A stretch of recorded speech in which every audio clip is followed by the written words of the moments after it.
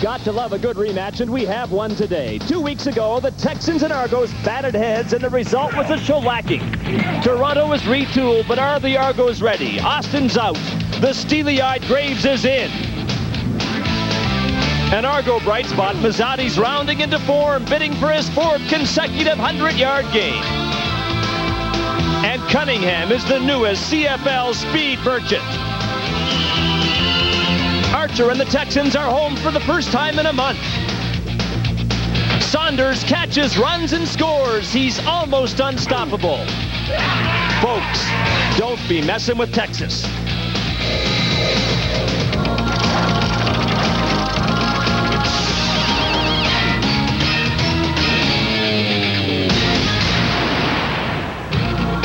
Everything's big in Texas, including the Alamo Dome. It's a modern San Antonio landmark and a state-of-the-art facility that tonight provides the battleground for the San Antonio Texans and the Toronto Argonauts. Welcome now to the deep south of Texas, y'all, or as we might say in Canada, you all, but then I think elocution rather spoils the effect of it, don't you? I'm Scott Oak. Well, this is not a stretch, it's true. The Argos are not out of it yet. They can still make the playoffs. Mind you, they'd be best advised to start winning now. Marvin Graves starts at quarterback for the Argos tonight. Officially, it's because Kent Austin has a back problem, but given the way the Argo offense has struggled of late, it may be that Graves is the team's best hope. It'll be his first start in almost a year.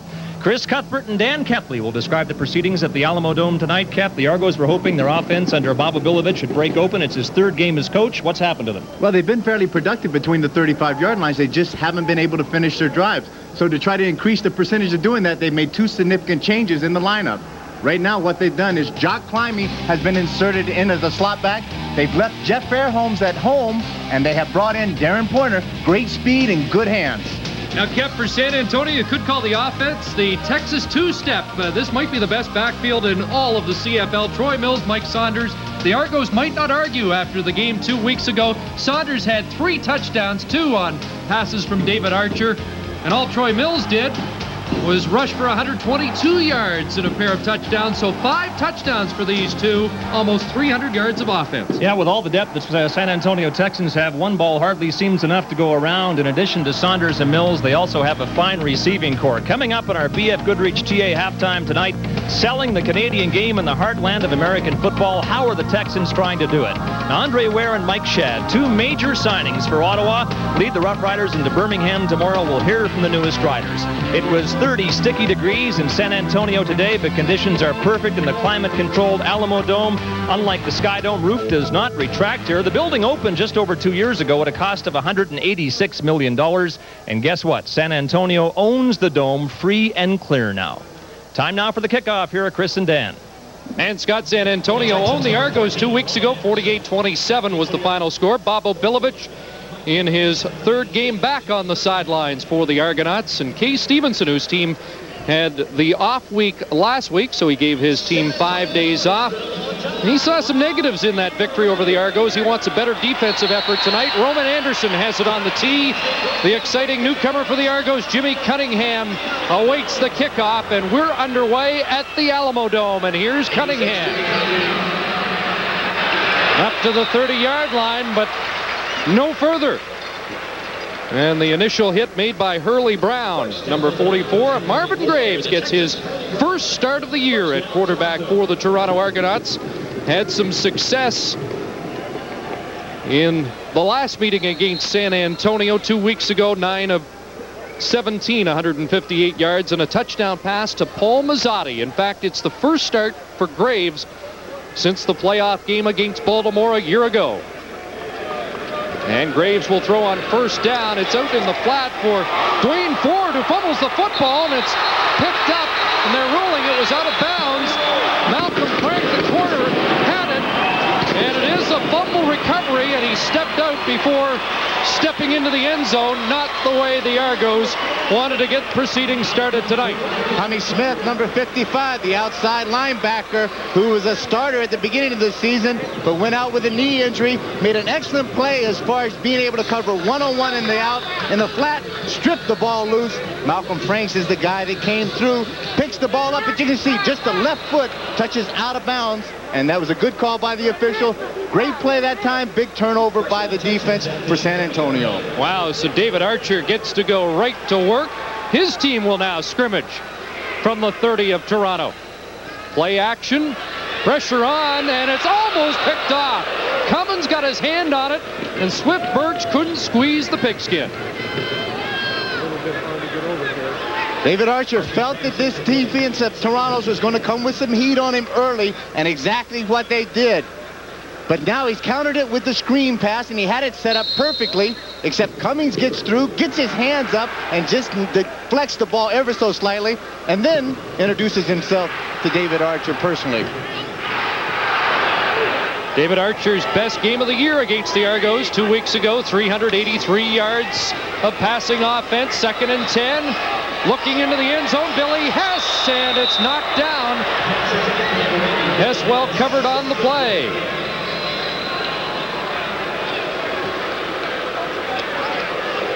Greg Eaglin back in the secondary. Missed the last 2 starts, and Archer shaking his head as they couldn't capitalize and get it into the end zone after the fumble recovery. Little contact at the goal line, but Eaglin did an excellent job of turning around, getting his head to find the ball, and getting his hands up to be able to deflect that down. Good defensive series for Toronto to be able to come up after a big turnover and be able to stop San Antonio with only a field goal attempt to this point. How about the numbers for Roman Anderson attempting this from 37 yards out? He's 18 of 18 from inside the 40, 19 for 19 for the all-time leading scorer in NCAA history, Roman Anderson. So the Argos fumble on their first play from scrimmage costs them 3. It could have been worse. Toronto came out very quickly and all of a sudden went to somebody that they didn't think that the San Antonio defense was going to be keying on, and that was Dwayne Ford. But this defense of San Antonio has tremendous team speed, great pursuit, and it'll be interesting to see how the 2 outside linebackers of San Antonio, Harper and Smith, are able to cover the backs coming out of the backfield of Toronto through the course of this game.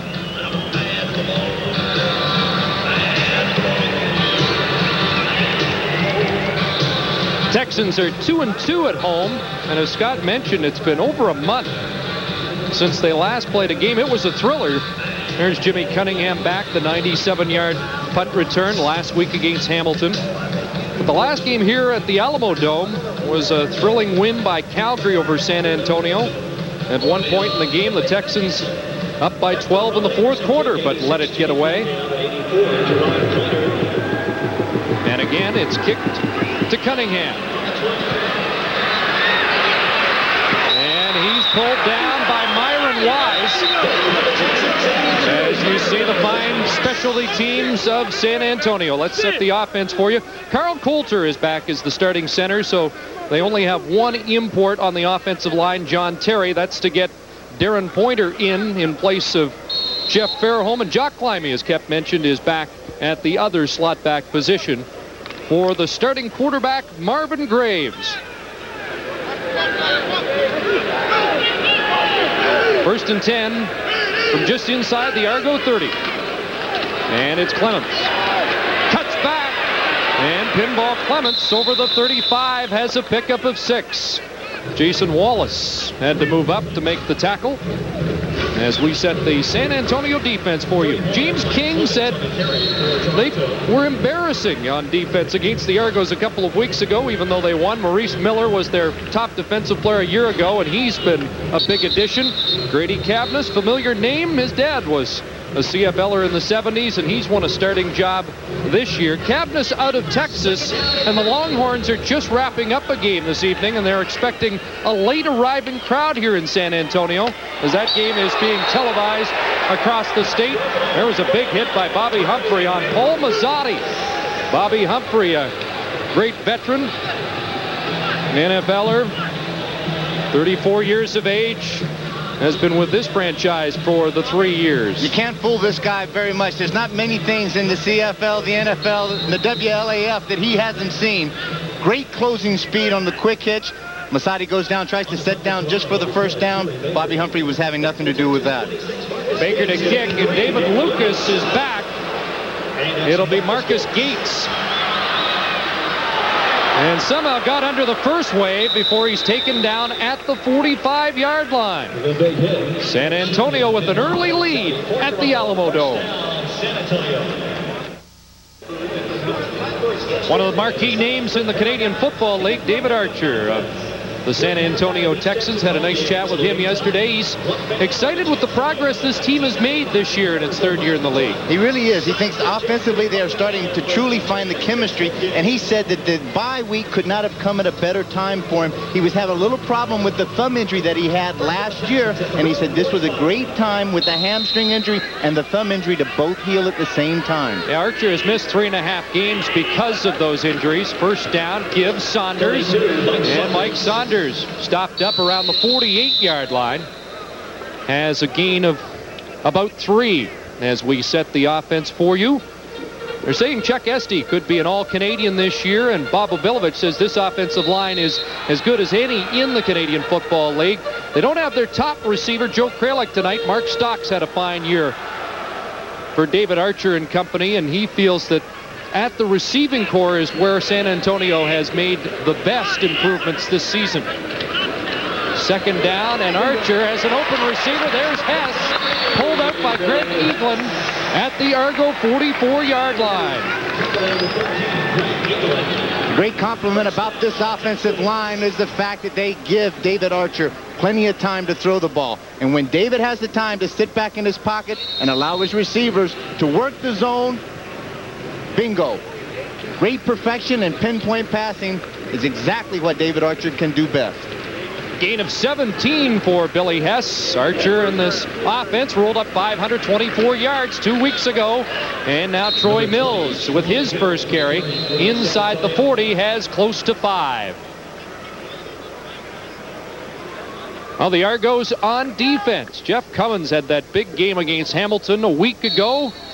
Had a touchdown on a fumble recovery. Donnie Wilson steady week after week. We should see Jermaine Younger at linebacker. He is back, and Greg Eaglin is returning from a turf toe injury, and Bob Obilovich says this is the most experienced unit he's had in the secondary all year long. 2nd and 6, and there's Stock, and he is wrapped up immediately by Joe Fuller, and he'll be at least a couple of yards short of a first down. 29, Joe Fuller, not that big, 5'10", about 185 pounds out of northern Iowa. Does an excellent job sitting back in the zone, making sure that everything is thrown down in front of him, and then a good closing speed and reacting on David Archer's throwing motion to shut that down short of the first down. And so Roman Anderson comes back for his second attempt in the opening 5 minutes of the game. This will be a 43-yard attempt. He's been perfect inside the 40, and from the 40 to 49, he's missed just 1 of 13. Just about automatic. And that's the case again. Roman Anderson has his second early field goal. And the Texans have a 6-0 lead as we join Scott.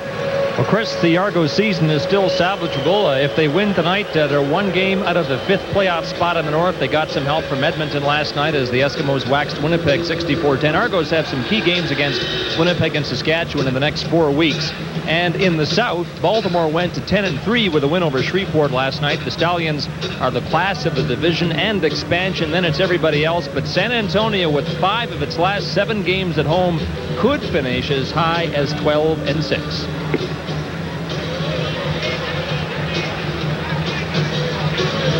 Also, 2 possessions for San Antonio, 2 field goals, kept in a sense a moral victory, I would think, for the Argos defense here. Well, the big challenge came first after that big turnover.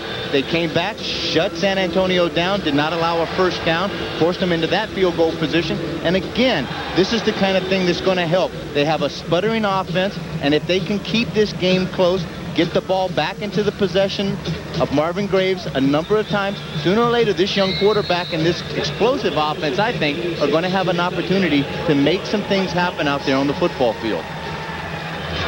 Anderson with his 3rd kickoff of the game. And he'll try pinball Clements on the other side. Claps his hands and goes to work. And here's pinball. Flag goes down. down as pinball is dropped at the 41. Marker down after the 25-yard return.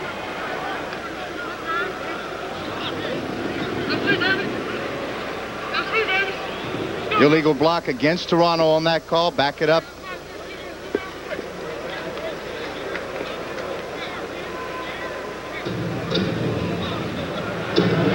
Illegal block. Toronto number 27. First down. Jason Jakovic, backup safety, called for the illegal block. And the Argos once again will start inside their 30-yard line. Well, it's been a tough year for Marvin Graves. 2 herniated discs were operated on prior to the start of the year. He missed all of training camp. This is his first start, but he says he's learned a lot on the sidelines and working under Ken Austin so far this year. Here's Clemens.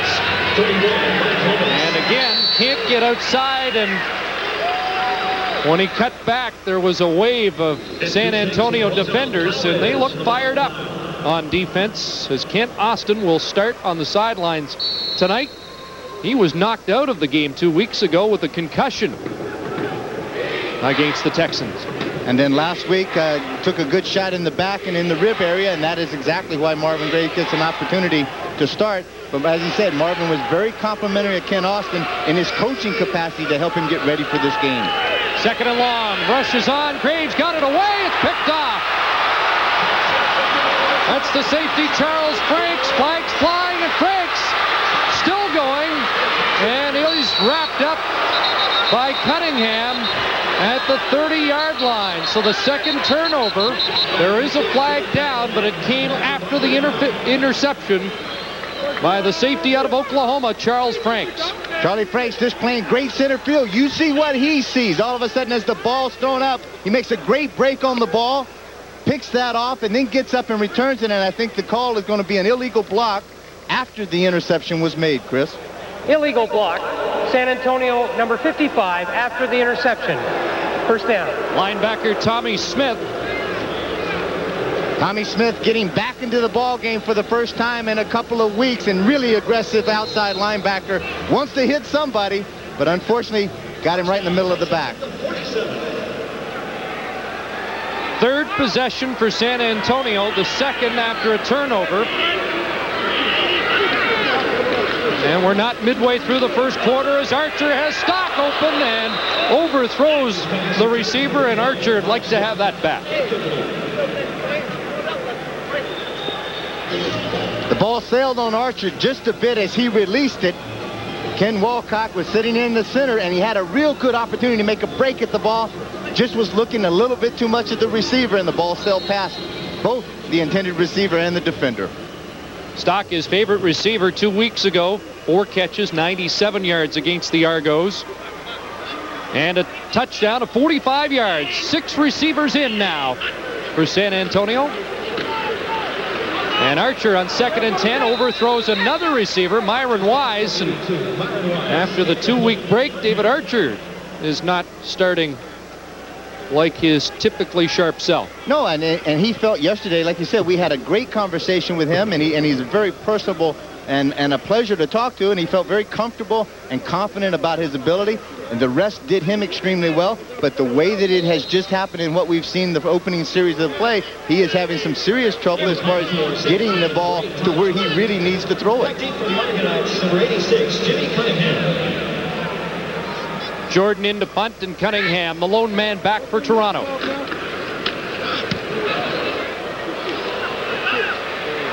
Angling, and it's Cunningham. Trying to turn on that speed, but again, great coverage, flags flying. And we'll sort out the penalties when we come back to the Alamo Dome in San Antonio. George Namako is the injured Toronto Argonaut. It's been a tough year for George. He missed 7 weeks with a stress fracture of his foot, and the Nepean native is down again. And he was also called on a penalty on the Cunningham return. Coming right out of the top right-hand corner of your screen, Namako just gets a great shot in the middle of the back of one of the coverage guys of San Antonio, and he is called, and at the same time, he is down. And while they attend to George, Kep, this really is an amazing football area. Of course, it's cowboy country. San Antonio trying to put down some roots. Great day of college football today. Texas A&M ranked number 3 in the nation is a team that is getting a lot of attention here. Won big today. Texas, of course, in Austin, another favorite as they bring the card out for George Namaco. And we took in some high school action last night, and it's just as big. They had 3 pages in the newspaper today following the high school scene as well. 7 different radio stations last night had high school football on the air. Well, that anything that you can relate to as far as in Canada, this is as big as any of the minor hockey leagues that we see in Canada. They start them off very young, they educate them, and more importantly, they support them to the fullest. And as we saw last night, last week, I heard also at one of the high school games here in the San Antonio area, there was 26,000 people at the football game, which is just a great compliment to what goes on. But that's the normality around here.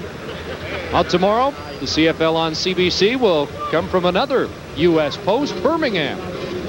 In a battle, Matt Dunnigan's team with San Antonio for second spot in the CFL South Division. The Ottawa Rough Riders with Andre Ware, quarterback. Michael Shadd now on the offensive line. So join us for that tomorrow, 1:30 Eastern. Argos have been backed up here first quarter. They're trailing 6-0. And they've already turned the ball over twice. Pinball, and he is met at the line of scrimmage. Kay Stevenson had a special meeting with his defense after practice Wednesday, and they have come out firing so far. Maurice Miller leading the way. This is a big middle linebacker, 6'3", 235 out of Wake Forest. Reads the pull into the trap, and he just gets right up into the hole before Michael Clemens has any chance to get started and cut the Jets on, and shuts it down for no gain. 2nd and 10.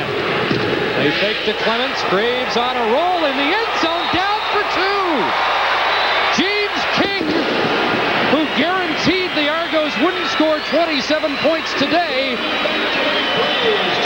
gets Graves in the end zone for the safety.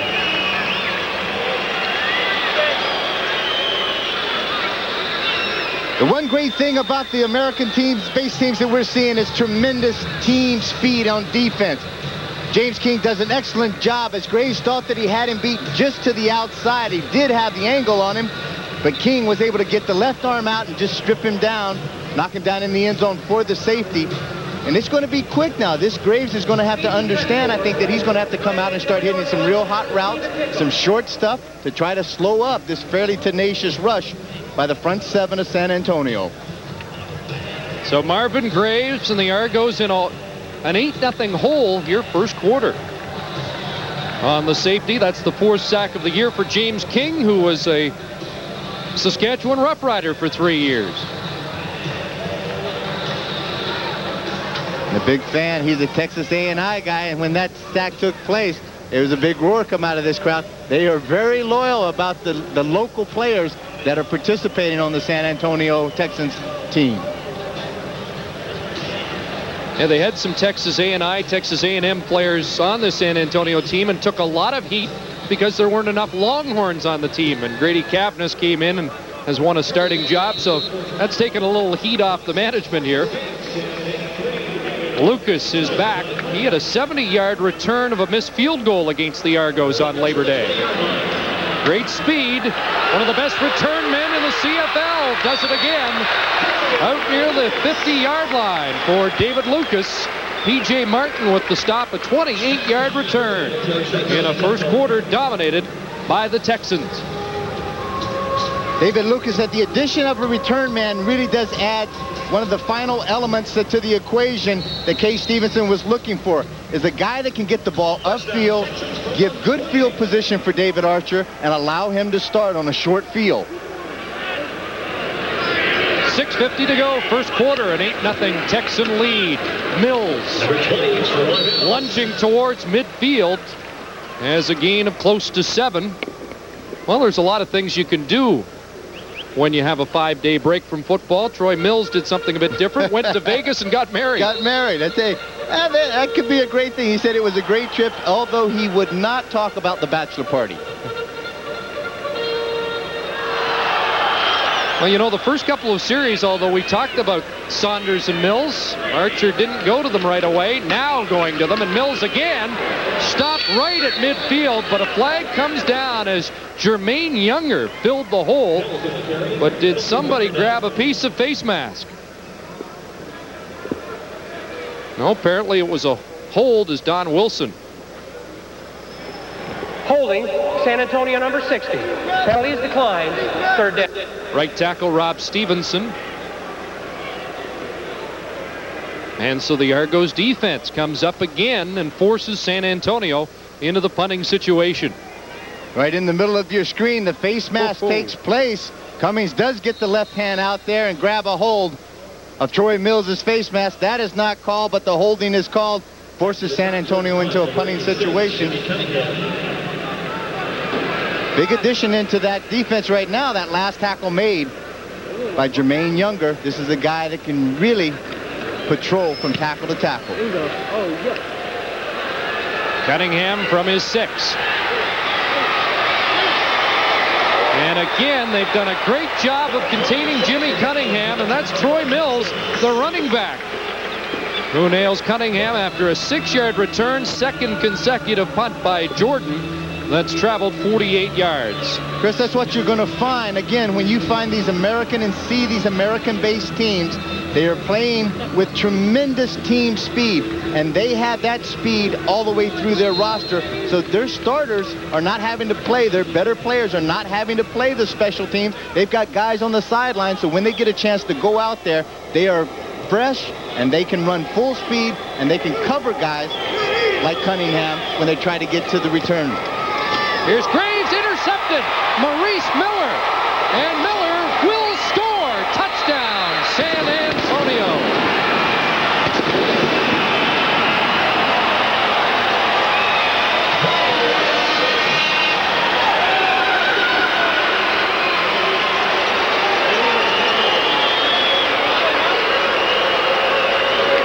Terrific reading. All he does is Marvin Graves telegraphs this pass exactly where he's trying to hit the hot to the inside receiver. Does not take a look at Maurice Miller, the middle linebacker. The Demon Deacon out of Wake Forest looks that ball in and gets it into the end zone. This was last year's 1994's nominee of CFL Defensive Player for San Antonio, and also the outstanding player, just to show you the caliber of talent that he possesses. He joined the team at midseason, and he may put this defense over the top. Anderson adds the extra point. 5:03 to go.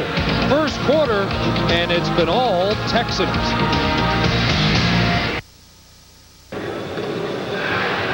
Well, let's take another look at the interception and touchdown return by Maurice Miller. Trying to get it inside and trying to force it inside to Jock Climby, but Maurice Miller having nothing to do with that. Great execution of a pass defense.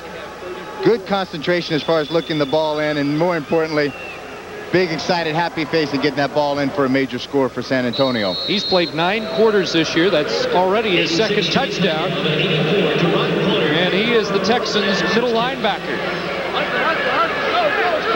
Cunningham's been the busiest Argo so far. They have a little room this time. Ran into his own blocker and gets up to the 42.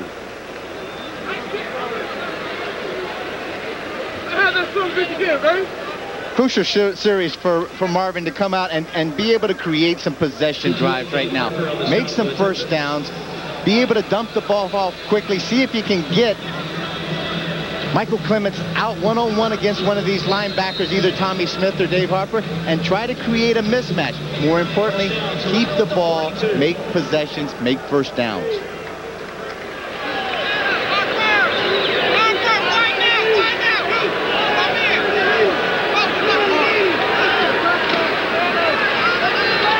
Graves has time, looking for Climby. It's picked off. Another interception, this by Malcolm Frank. And he may score. Graves, the only man, won't get him.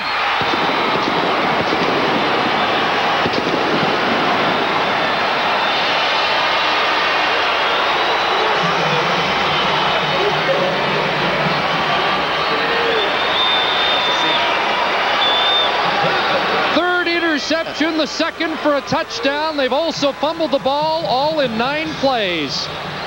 Marvin Graves just misreads the coverage, and he thinks he's got the post corner route thrown way behind. As you can see, Jock Climby having the inside half, Will Height beaten, but all of a sudden, Malcolm Franks falls off of his coverage, playing great defense as far as reading the ball, reacting to the throw of Marvin Graves, picks it off and picks up 1 block is all he needed to get it into the end zone. Anderson the extra point, 4:16 to go here in the first quarter, and it's now 22-0. Frank's first interception of the year goes 67 yards for a touchdown as the coach confers with his young quarterback.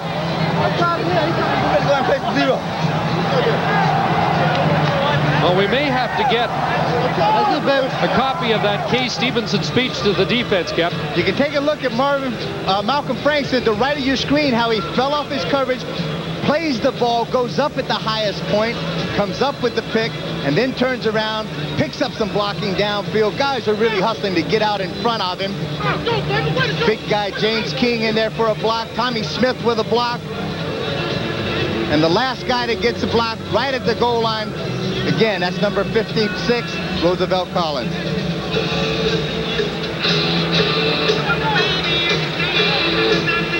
Frank's first interception of the year. They say he's the best cover man in the secondary of San Antonio. Out of Baylor, and now Mazzotti over to confer with Bob Obilovich, who suggested to us yesterday that we would likely see both quarterbacks for the Argos in this game, and in fact he said it's conceivable we'll see Austin and Graves in all of the games from here on in, but so far no indication that Ken Austin's ready to return to the Argo offense. Jimmy Cunningham straight up the middle, and Cunningham with his best return, and that's as far as the Argos have got upfield to the 43-yard line. Marcus Gates cut him down 28 yards on the return as Marvin Graves goes back to work.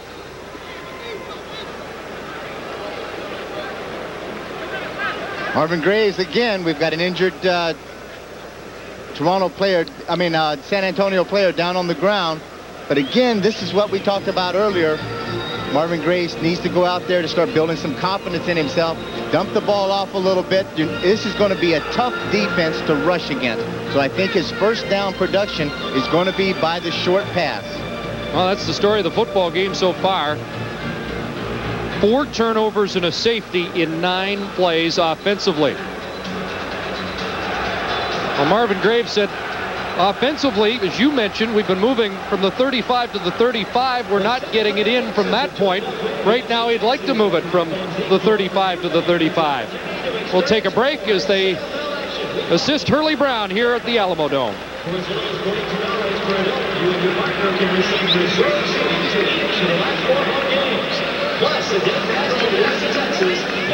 Apparently we're going to stay with it. There's Hurley Brown, who has had knee problems. Looks like he'll be okay. Hurley Brown out of Miami, with some great schools represented in the San Antonio defense. Pinball Clements, and he is cracked again at the line of scrimmage. Argos trying to get something going on the ground, but it's not happening this time. Roosevelt Collins was waiting for pinball. We got a flag down, Chris, also there's going to be offsides, and one reason why he was waiting for him, he jumped offsides. San Antonio number 56. Repeat, first down. Ken Austin now starting to limber up on the sidelines. Chris, getting back to what you said about Coach Obilovich talking about both of these quarterbacks, what they add is 2 different philosophies, 2 different really theories about how to move the football, so it creates a lot of problems for defensive personnel. They have to look at trying to set up 2 different game plans for the 2 quarterbacks. Here's another one almost picked off. Instead, it's Cunningham. And the Argos have their first down of the game, but I'll tell you what, Jason Wallace almost had another touchdown for San Antonio. Marvin's going to go to the quick out, but Jason makes a great break on the ball. Wallace, number 7, and the ball just barely gets through his hands. But all of a sudden, now you got the speed of this guy like Cunningham. He figures that number 17, Charles Franks, the safety, had the angle on him, or else he had a chance that he could break it back into the middle, make something big happen for this Toronto offense, and try to create some excitement and some confidence in that they can move the ball. Tell you what, that kind of excitement Bob Obilovich doesn't want, seeing that one go through the hands of Wallace. But 17 yards for the Argos and their initial first down, and they're into San Antonio territory. At the Texans 44. Graves over the middle, and he skips the ball to the intended receiver, Rob Crefo. They'd like to utilize Crefo, the big slot back. He's got a real size advantage against a rather small defensive secondary. Crefo at 6'6". No member of the Texan secondary is taller than 5'10". See a good look at Ken Austin on the side, signaling in the plays that he thinks and he can see from he and Bob Obilovich to Marvin Graves. Now it's the matter that this young quarterback to execute. 2nd and 10, under 3 minutes to go, first quarter.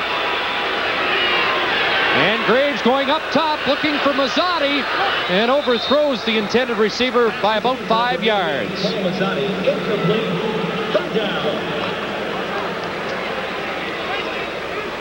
Marvin Graves, the thing I asked him yesterday, I said, with the layoff that you've had, do you feel that you're as sharp as you need to be to play in this game and to be prepared? He said yes. He said, obviously the one thing I've missed through the course of my injuries is not taking enough reps to be able to really sharpen the skills a bit. But he felt that he was strong mentally in this game. And so far, some of the reads that he has made may suggest otherwise. Baker blasting the punt into the end zone, and Lucas will put a knee down, concede the single, but there are flags down. Looks like San Antonio didn't have the right complement on the field defensively. But this is going against Toronto. There was some confusion though, Kep. I think San Antonio expected Baker to attempt a 51-yard field goal. Is exactly right, and they just did not know whether to get into the return unit as far as the field goal return is composed of, or the punt return, which are definitely different. Procedure, Toronto had less than 7 men on the line of scrimmage. 3rd down.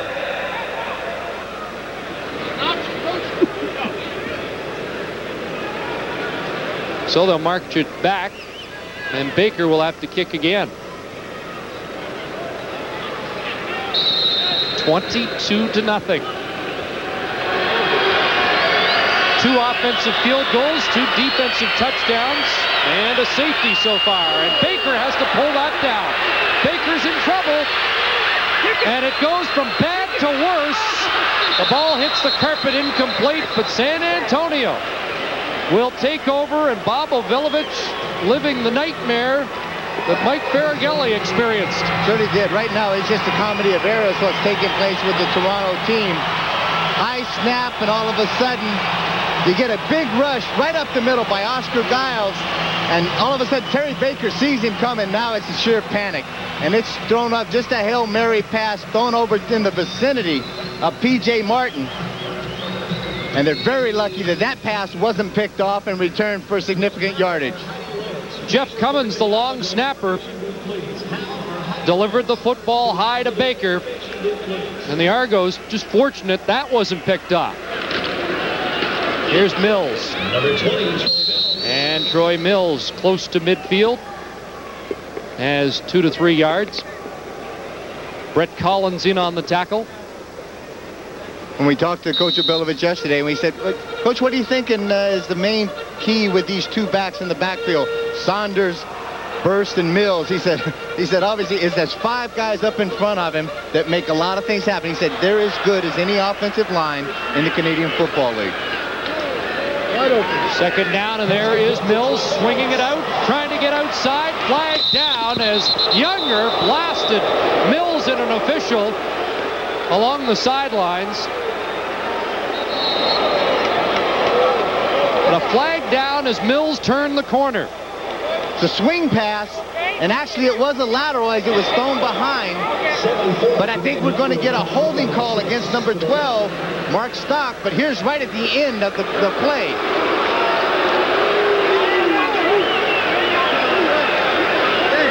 As Jermaine Younger. San Antonio number 28. Repeat, second down.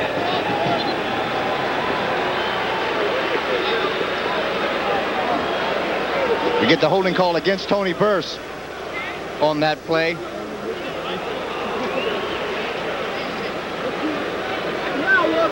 Well, it's a tough game, and it's been for the officials too, but keep your head up.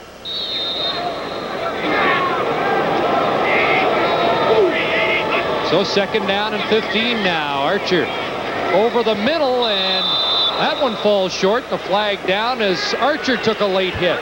Myron Wise, the intended receiver. And that's a penalty the Argos don't need. Major foul, roughing the passer.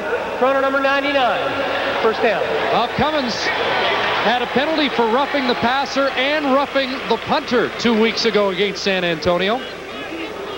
Plenty of time to hold that shot up. And if you remember correctly, the first time in the first series of plays when Cummings got through and tipped that screen pass, he gave a little shove to David Archer then. He could have been called for a penalty at that time. The refs kind of overlooked that, but they're not going to let that happen twice.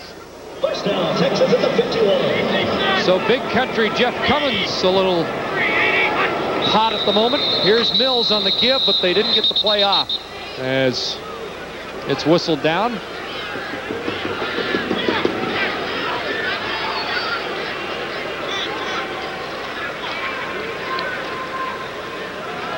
Time count against San Antonio. 42 seconds to go, first quarter. That's Jamie Kramer, who's Time shaking count off the violation. effects. San Antonio number 18. Repeat, first down. Take a look at this shot here. We're going to see Jermaine Younger hits Troy Mills, and Mills just with the reaction runs right over the unsuspecting official. But to his credit, he jumped up a lot quicker than some of those players. First and 15, Archer. Troy Mills. And Mills down at the 44-yard line. Tommy Henry and Younger with the tackle. David Archer has gotten so good at reading defenses in the CFL. Reads the zone, finds Mills out into the flat, dumps the ball off to him. Donnie Wilson comes over, tries to make a real gang-like tackle. Has to break down, misses him. Troy Mills with those quick feet that he has. Offside, San Antonio number 82. Repeat, first down. Makes a lot of guys miss on the first time if you don't break down to grab a little piece of cloth when you get him out there one-on-one. That was Myron Wise offside. The Texans lead by 22 here in the final minute of the first quarter, and offensively, they haven't been deeper than the Argo 29-yard line. Mills will try it again. Troy Mills, and just tripped up. Boy, he was almost into the open field, down at the 50 by Greg Eaglin.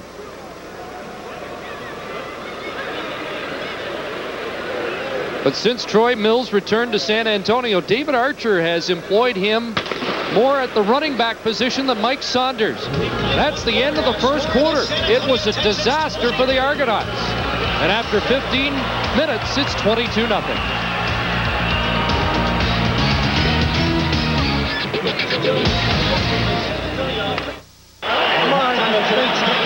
Marvin Graves' first start of 1995 appears to have lasted 15 minutes. Looks like Ken Austin may be ready to go in to start the second quarter. Absolutely nothing went right for Graves from the get-go here. Second and 10. San Antonio as we start the second quarter. Flag down. Here's Billy Hess taken out at the 30-yard line.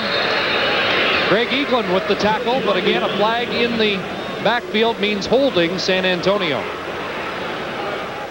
I was going to say that San Antonio offensive line. Holding San Antonio number 62. Repeat, second down. Was doing an excellent job, and that's one of the reasons, the holding call. 5 turnovers and net yards of 16 for the Argos. Defensively, they allowed just 50 yards for San Antonio, but the score is 22-0.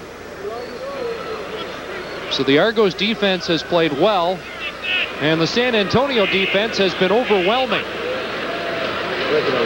There you go. Second and 15, going deep, looking for Myron Wise, but overthrown by at least 5 yards. So David Archer has started slowly in this one, but is fortunate to have a nice cushion of 22 points. Neither offense has looked, fairly impressive at all. I mean, what has come up is some big turnovers, some big plays that have taken place. 2 big key interceptions by the San Antonio defense has created 14 points for this the San Antonio Texans. And this guy has not had any chance at all to get on track as far as creating field position, because the coverage teams have been so good and so quick getting downfield for the San Antonio Texans.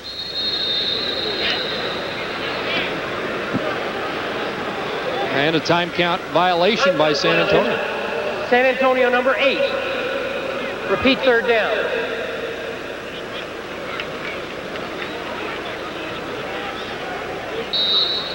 Todd Jordan, the punter, big fella, 6'2", 238 out of Mississippi State, comes in with a 41.5 average. Former quarterback, he can throw the football. Look at him. He can kick it too. It's another beauty. Cunningham drops the football and is swarmed at the 11-yard line. Rob Stevenson, one of the first down, a 56-yard punt by Jordan, 3 yards on the return.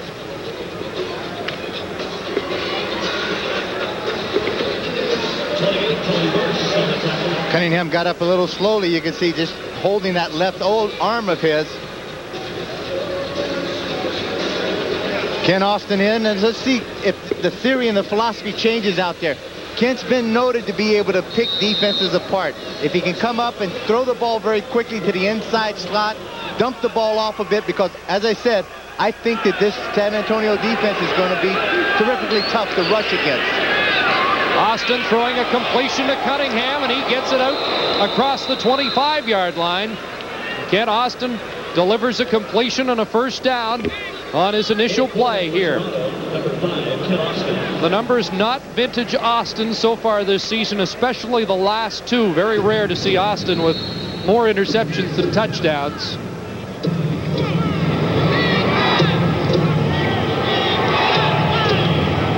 Saw a 12-point lead in the fourth quarter dwindle away last week. He goes back to Cunningham up to the 41-yard line. That's something Bob Abilovich wanted to see. Cunningham and his speed become part of this offense. Cunningham does a good job of reading the zone defense and sitting down in the curl. You can see the protection that Ken Austin has. These are the things that are productively need to be done so that Toronto is able to move this ball, keep it in their hands, pick up some first down. Cunningham, 3 catches, 46 yards, and Creepo, the intended receiver, and now a flag comes down. It was a late flag, but clearly Creepo was bumped before the ball got there by Tommy Smith, the linebacker out of Washington. You know, Kep, after the game last week, a lot of Argo fans were saying, why didn't Austin get replaced by Marvin Graves in the fourth quarter? And Forward pass interference. San Antonio number 55. First down.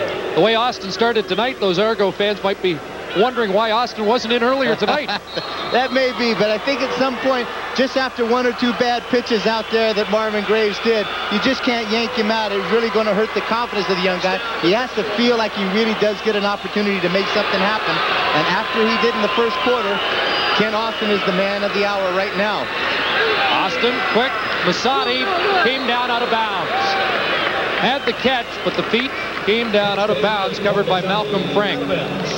Paul Masadi needing just 4 yards to go over 5,000 in his career and looking for his 4th straight 100-yard game. It's a great accomplishment coming into this game. As you said, Chris, 3 100-yard plus games so far. looking for the fourth. There's only one other Toronto Argonaut that had done that, and that was Terry Greer, who did that 2 times in his illustrious career. 2nd and 10 from the Argo 51. Blitz is coming.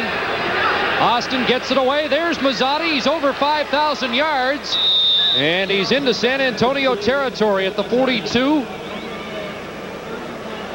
Dave Harper with the tackle, but the Argos on the move here early in the second quarter. It's a pickup of 17. Deep in pattern. Mazzotti throws the ball, as far as makes the break extremely well to create some separation from Franks, and the ball being thrown low, that allowed Mazzotti to keep his body to protect the ball. Now they give it to Clemens. Bounced off the blocker and right into the tackle of James King, number 53. Well, Paul Mazzotti, over 5,000 yards now and approaching 1,000 on this season. At 881 in 1995. Great career for the native of Stony Creek. And it's an injured San Antonio Texan, Willie Fears, down as Mazzotti takes a break.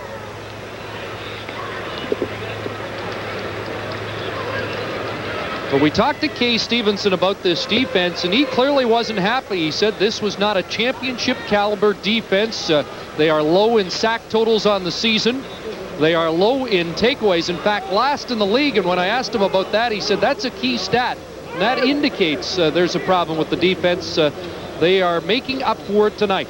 Said we're having some problems in our recognition, and all of a sudden, after we have recognized it, we're having problems reacting to what we see, getting there and making something big happen. Let's find out what happened to Fears. 78 right in the middle of your screen. You can see how one of his players, his teammate George Bethune, number 93 it looks like, rolled up on him underneath, and once that foot gets planted on this AstroTurf, what we're seeing is a lot of injuries with the ligaments around the knee area.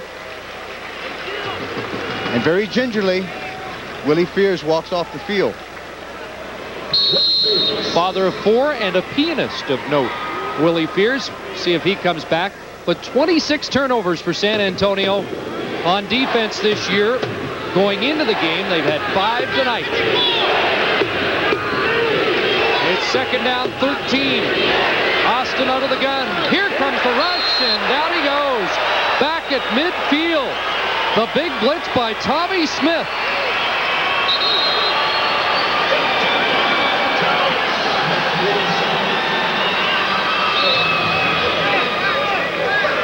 You spread those 5 receivers out across the field the way Toronto does. The only guy left in the backfield to help block is Michael Clemens. He's got to step up in there. They turn the heat on. They come with a halfback from the outside. Also, they come with Dave Harper from the outside. Good pressure up the middle. Forces Ken Austin to have to eat it. Takes a sack. And Baker just got it away. Good punt. Gates fell as he fielded it. He's nailed, and the ball popped loose. Play whistle down. So the Texans have the football on their own 10 with a big lead here in San Antonio.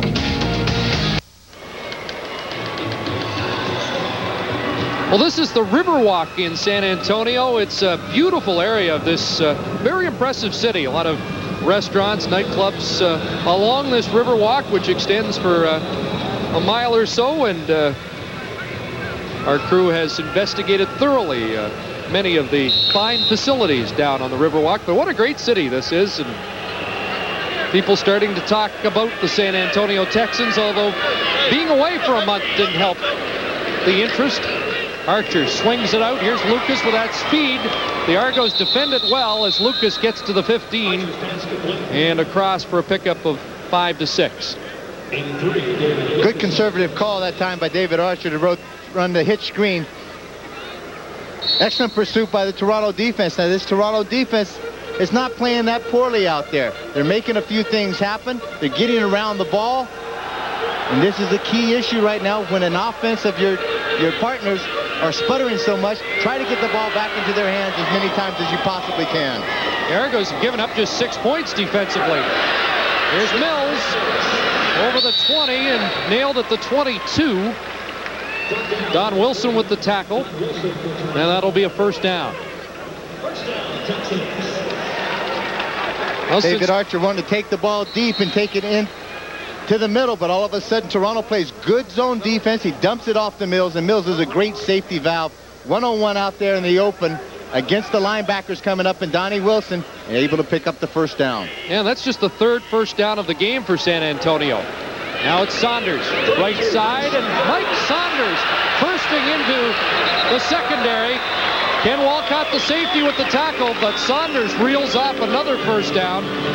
I was just about to say, you can see the way that the offense has become geared to Troy Mills, but Archer's very focused on making sure Mike Saunders gets the ball too. Big Chuck Esty getting out there, and it's just a search series. You give it to Mike Saunders deep, all of a sudden it looks like there's no place for him to go. He finds just a little crack, and with that burst of speed and explosion that he has, makes a big first down. Now Mills, and they're waiting for Mills at the 40, and he's driven back. As Archer now relying on those great running backs behind him. Mills was a fullback when this team started in Sacramento, blocking for Mike Pringle when he was hurt. Mills took over at the running back position, and they liked what they saw. And now Saunders and... That's what David Archer was talking about. When you got two great guys in the backfield like that, trying to keep both of them happy, because both of them want to get their hands on the ball somehow. Well, they dump it off, and here's Saunders on the run. Lots of room. Mike Saunders finally pulled down by Joe Fuller. But nobody picked up Saunders out of the backfield. And it's a pickup of 33 for number 32. David Archer's going to fool everybody, looks way down the field, and then all of a sudden Mike Saunders just trickles through the middle of the crowd, comes out, no one's around him, and then Mike Saunders shows the great speed that he has, being able to outrun Joe Fuller for that 33-yard gain. Well, he had 2 touchdown receptions in the last meeting, and this is what they have done so far tonight. 89 yards, Mills and Saunders. They fake to Saunders. They go to Mills. And Troy Mills breaks a tackle. And a touchdown saving tackle by the safety, Ken Walcott. And now the Texans have their offense in gear. It's a 28-yard pickup for Mills. David Archer's coming with all the tricks out of the bag tonight. Counter trap, and then he just runs the screen pass to Troy Mills to the left flat. Some really poor tackling by the Toronto Argonaut defense allows Mills to get the ball down to about the 9-yard line. Excellent reception. This is one of the big keys. Not only is Mills so effective of carrying the ball out of the backfield, his receptions and being able to receive it is tremendous. Saunders spinning down inside the 5. Gets to the 3, a gain of 6. 6:20 to go. First half, 22-0. Texans knocking at the door again, looking for their first offensive touchdown of the night. Boy, this drive has been Mills and Saunders. And what happens when you have great success with those backs running the ball like that? It's going to open it up for when David Archer wants to throw the ball inside quick or take it downtown. 2nd and goal from the 3. And there's Mills, touchdown.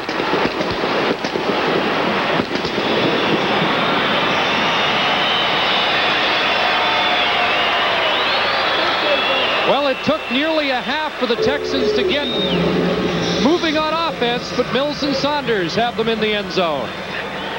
All it is what they call a sprint, kind of red throwback sneak. And Mills is going to go out there, act like he's going to block on the corner, finds it, lets all the penetration take place, and then all of a sudden slides right through the backfield, across the field.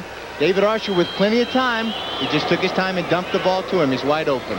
Gets a late wedding present from David Archer. Anderson adds the extra point. And with 5:33 to go in the first half, it's a 29-point Texan lead.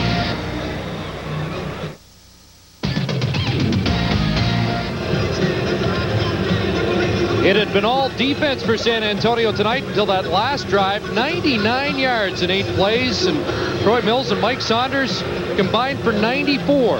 Just coming right across out of the left of your screen. Troy Mills is able to outrun the safety, Ken Walcott. Across the field, David Archer with plenty of time, just laid the ball out, and it made it look very easy. Archer 5 for 5 in the drive, 75 yards. Here's Darren Pointer. And he is hammered by Tony Burse, who's a captain on special teams. And Burse showed you why. Wow.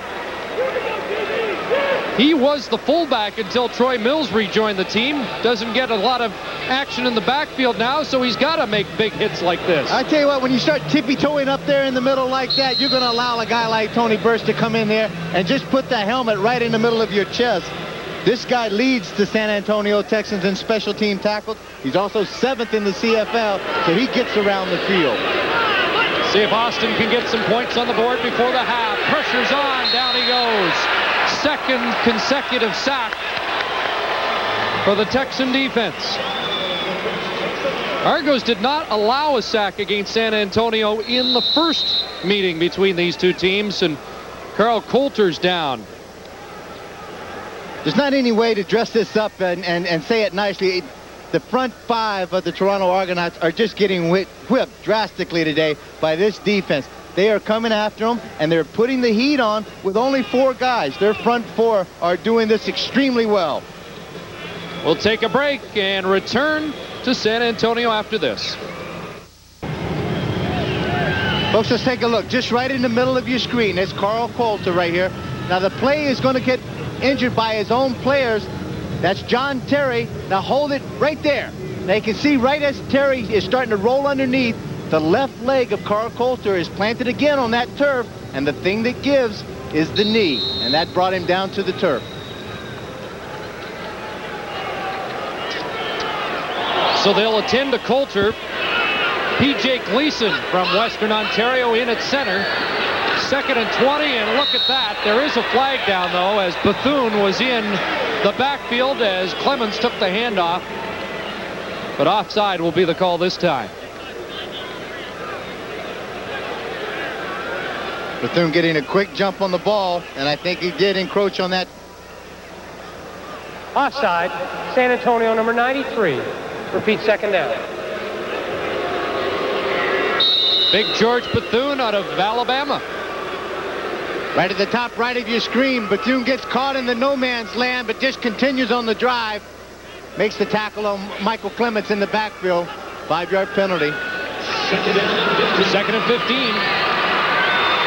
Here comes the rush again, and down he goes. James King having a whale of a game. He had the safety earlier and has his 2nd sack of the game. Chris, it kind of boggles my mind. I mean, Ken Austin's had an opportunity the first quarter to stand on the sideline and take a look at how this defense has been playing, but yet he still comes out there knowing how tenacious they've been and how much pressure and how much heat they've turned on, and he's coming out there calling long 5-step drops, long routes, thinking that he may have some time to throw the ball. He's going to need to take that and dump that ball off somewhere and try to slow that front 4 up so that he can have an opportunity to take the ball deep. David Lucas from his 45, and he's nailed. Up at the 52. Darren Pointer with the tackle. He was on the receiving end of a big hit on the last kick.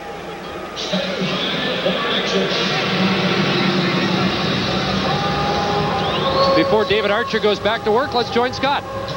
All right, Chris, on the BF Goodrich TA halftime report tonight, they say you can tell a Texan, but you can't tell him much. How to tell he or she the Canadian game deserves their attention. Tough sell in the Lone Star State, but the Texans think they can do it. And Ottawa hopes to have begun a renaissance 12 weeks into the season with a new quarterback in Andre Ware. Riders play in Birmingham tomorrow in the second half of our weekend doubleheader. We'll look ahead to that. Here's Archer throwing again. Wide open is Tony Burse. And he barrels inside the 30. Walcott the safety. Burse gets an occasional chance in the backfield and made the most of it there. His 23rd reception of the season, but Burst waggles up like he's going just to the left of your screen as he's going to make the block, but all of a sudden just slips straight up the seam, right up the hash mark. No one's going to be around. David Archer with a good play fake inside. Freezes the defense, allows him and gives him some time to be able to look downfield and find Tony Burst. So Archer's caught fire like the rest of the team, gives off to Saunders, and he's tripped up off the right side. Swift Birch on the tackle. Under 3 minutes to go, first half at the Alamo Dome, and a big San Antonio lead. There's Joe Moss, defensive coordinator. The Argonauts looking on here as David Archer and the Texans are winding it up on offense. David Archer 6 for his last 6 and nailed by Younger as he tried to get the ball away. Jermaine Younger has the first Argo sack. Jermaine Younger does a great job this time. He lets everything take place up in front of him, and then he just comes on the middle linebacker blitz, right up the gut. David Archer did not see him right until the last minute, but to his credit, David Archer just tucked the ball in, decided to eat it, brings on Anderson to attempt another field goal. Better not get Joe in trouble with Dennis Meyer, who's the defensive coordinator. Joe working on the defensive line. Wouldn't think so. Defensive line. Like the heat on the quarterback that time. Here's Anderson from 42 yards out. 2 for 2 tonight. He's 3 for 3. Ninth point put up by the offense, or 16 points by the offense, and 32 in the game. So San Antonio has split the production right down the middle, and Bob Obilovich needs some production of his own.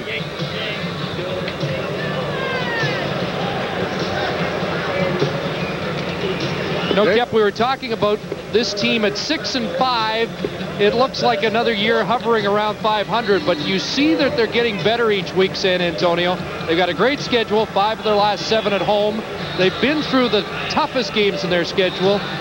Kay Stevenson's team has a shot at really making a run even at Baltimore. Well, they really do, and I think they can be competitive with a team like Baltimore. They are getting better. That week's rest has really helped them. They've started to get some of their injured players back. They were injured early, which is a real key to the San Antonio attack.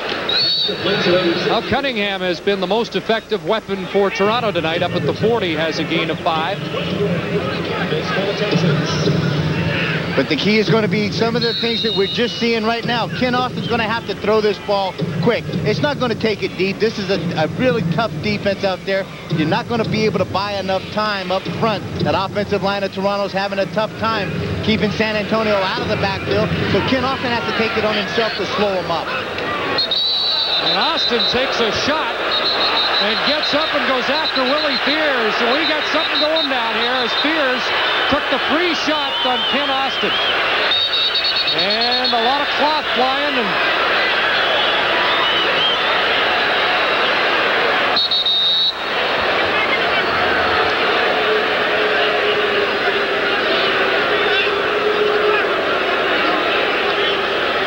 I think, Chris, when I meant that Ken Austin needed to take it on himself to slow up that attack, I didn't mean to sacrifice his body that way, but something's got to happen. This is good.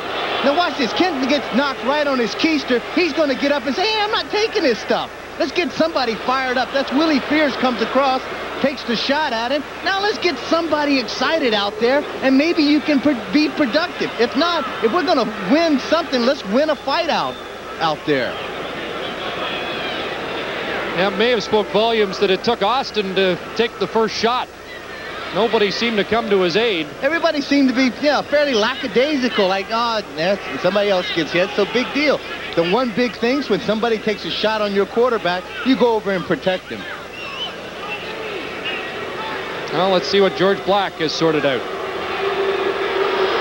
Major foul, rough play. San Antonio number 78. Offside, San Antonio number 78. Total is 30 yards and penalties. First down, Toronto. And disqualification. Fears headed to the dressing room. Gone for the night.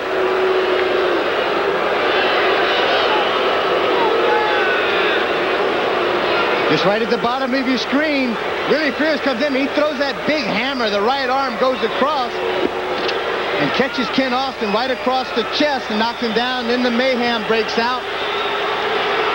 I'm not so sure about the disqualification. I have to admit that. You take the shot, you get penalized, whether it's unnecessary roughness of 15 yards, but I don't think the disqualification should have taken place. 25 yards for that penalty, 5 for the offside. And it all adds up to the Argos' biggest single play on offense tonight so far. At the 40 of San Antonio. Quickly to Mazzotti. And Mazzotti put the ball on the carpet. The Texans say they have it. The 6th turnover of the first half by the Argos offense.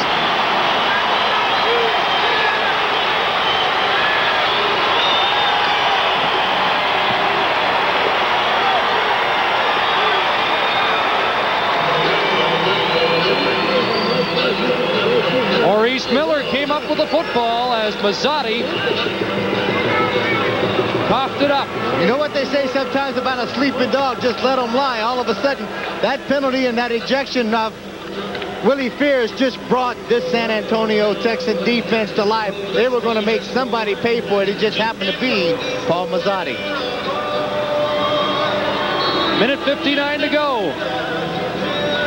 San Antonio came into the game last in takeaways in the Canadian Football League, but are making up for lost time tonight with a lot of lost Argo footballs. Archer, Saunders. And Saunders wrapped up at the 43. Cummins amongst the tacklers.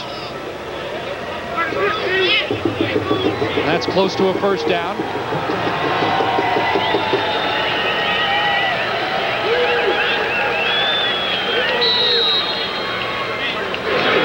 David Archer into the hurry-up offense. Just drives ahead to get the first down.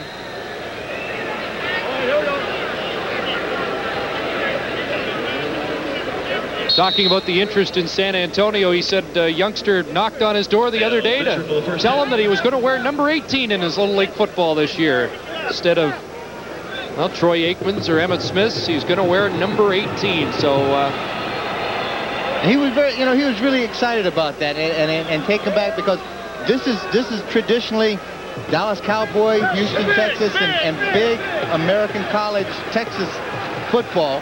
And all of a sudden, this is something brand new. It's slow to start taking a liking to here, but all of a sudden, people are starting to get a real hint of what the Canadian Football League's about, and it is very entertaining. They're excited about that opportunity. Archer didn't get the first down. He's an inch or two short, so it's third down. But you hear folks talking about the Texans. They just like talking about football here. And Archer makes sure this time. Minute 38 to go.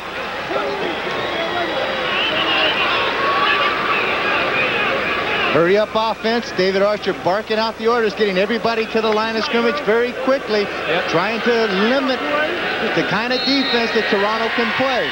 Had to get the short yardage team off quickly, and Archer goes back to work. Lots of time. There's Mills. Troy Mills into Argo territory, down to the 48-yard line. And again, it's the safety, Ken Walcott. The last resort on defense. 22 yards on this one. The safety valve pass again, and it can't be any better to another player that's excellent at getting the ball up the field once he makes the reception in Troy Mills.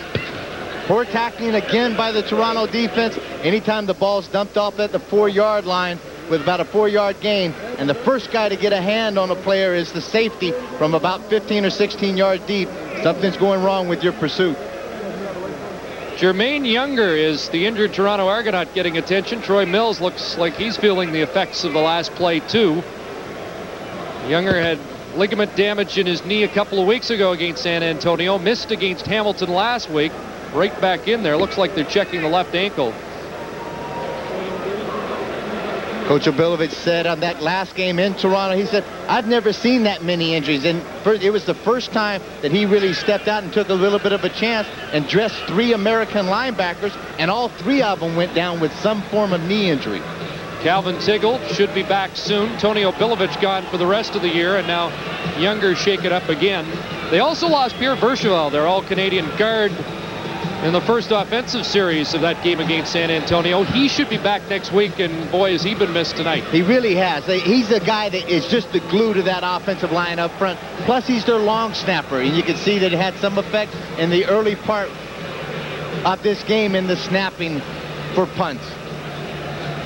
That look kind of tells you how the whole afternoon's going at the movies for those guys. Well, Kep, this is going to be another one of those games where the ratio will be discussed in the post-mortem, because San Antonio is really taking it to the Argonauts tonight.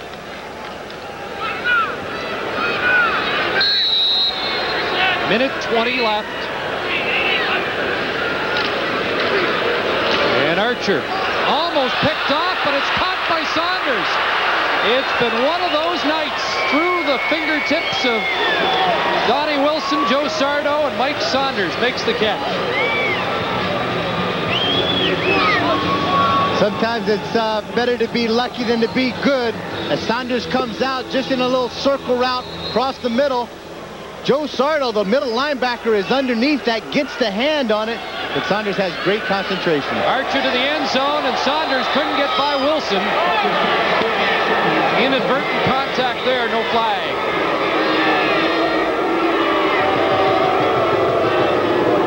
Donnie Wilson, 34 years of age, and he's playing it just as tough as anybody in this league. Second time around with the Toronto Argonauts. 6 interceptions this season, tied for the league. Tied for second in the CFL, I should say. According to that stat, it's taken till the second quarter for San Antonio's offense to get going this year, and that's been the case tonight. 2nd and 10.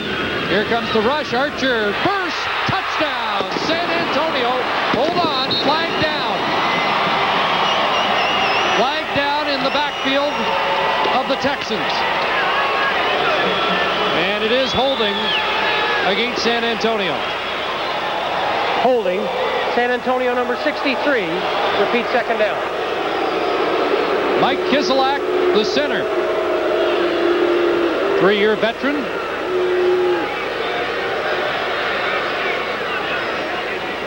One thing about Case Stevenson, he has been loyal to a number of the players who started with him in Sacramento. Kiselak, one of them. Right in the middle of your screen, you can see that Kiselak, just as soon as Steve Brannon made the swim move to get around him, he just tackled him from behind, and he'll back it up, make it 2nd and 20. Archer going deep, Gamble's open, and stretches out, can't bring it in. David Gamble got in behind Tommy Henry that time, and Archer just missed. Archer was talking about the offense last year being one-dimensional as far as being able, if you're going to throw it, the one guy they had to throw it to was Rod Harris. Everybody knew that. Defenses knew that. He was the go-to guy. This year, with the receiving core that they have, the balance across the board, the guys out of the backfield, and both Mills and Saunders, it's created just a great feeling for him to be able to go to any one of those players and feel very confident that they can get the job done and come up with the big catch or the big play. That was Archer's first incompletion in the last 10. Anderson, and he missed one. And running it out is the pinball. Mike Clements, and almost squirted through across the 30. So a rare miss by Roman Anderson. That's the first miss this year inside the 40. Came into this game leading the CFL in percentages 92%. Just a great kicker, as you said. Comes by that name, Roman, very honestly, his godfather, well-known quarterback in the NFL, Roman Gabriel, played at North Carolina State.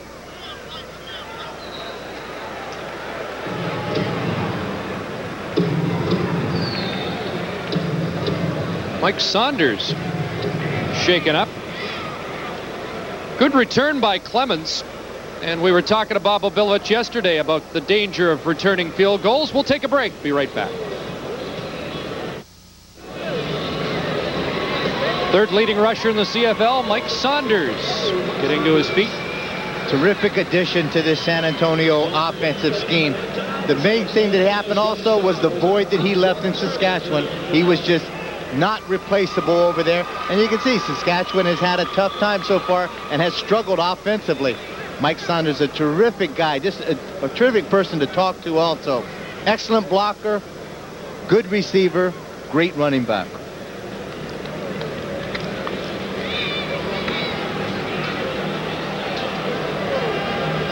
Well, he's been putting up big numbers all year, and some regard him as the finest all-purpose running back in the CFL. Argos have 40 seconds to work with. Rush on Austin again, screened out Clements, and he's nailed at the 35. Pickup of maybe 2 on the play. Oscar Giles with the tackle, another graduate of the Texas Longhorns. Mike just shaking his head. Can't get the motor going tonight, but as soon as he does, this Texas defense is all over him. There's a completion to Jock Climby. First catch of the night at the 45. It'll move the yardsticks. And once again, a late exchange.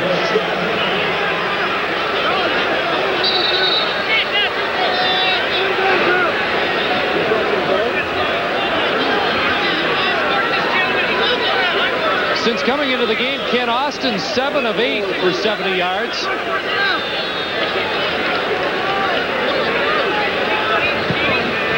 Things a little bit nasty right now. Well, they're going to get nasty. I mean, from Toronto's point of view, you're getting your tail kicked 32-0 out there.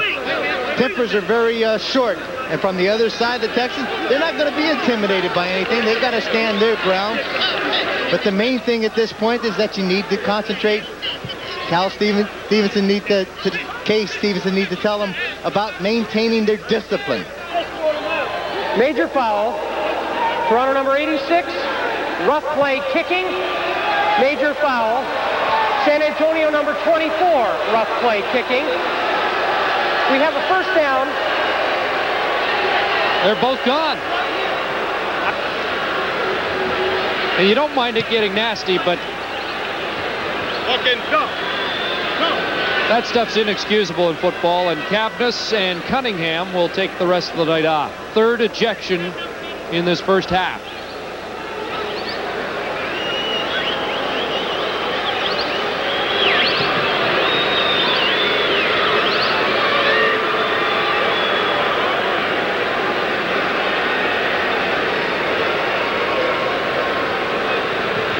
Very undisciplined play out there on both parties.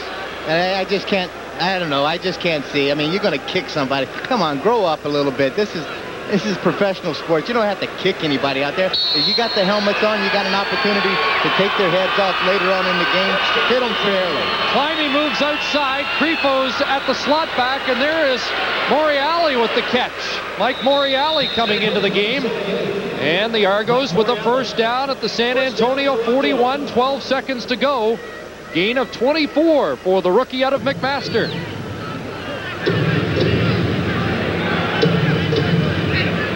Well, they got the Twin Towers at slot back right now for the Argonauts. Moriali 6'3", Creepo 6'6", and Austin going deep, looking for Climby, and it's picked off. Malcolm Frank has his second interception. Fittingly, the half is going to draw to a close with another Argonaut turnover. Ken Austin again showing, I think, some being impatient, wanting to take it downtown. This defense hasn't given them anything there all game long, so why should it be there at this time? You had nothing to lose, obviously, right before the half, other than the fact that I thought maybe he goes back, picks up another 8 or 10 yards, and at least puts Terry Baker in field goal range, try to make something positive happen right before the half. Terrific concentration by Malcolm Franks on that ball, looking it in over his shoulder, dragging in the one right foot, and making the interception. 7 turnovers. Frank with a couple of interceptions, and the frustration evident at the Argo bench. 3 seconds to go, and Archer will just run the clock out. Kep, I visited the Alamo yesterday. I'm getting the football version here at the Alamo Dome tonight. Pavlovic has a lot of regrouping to do tonight and for the rest of the season after this first half.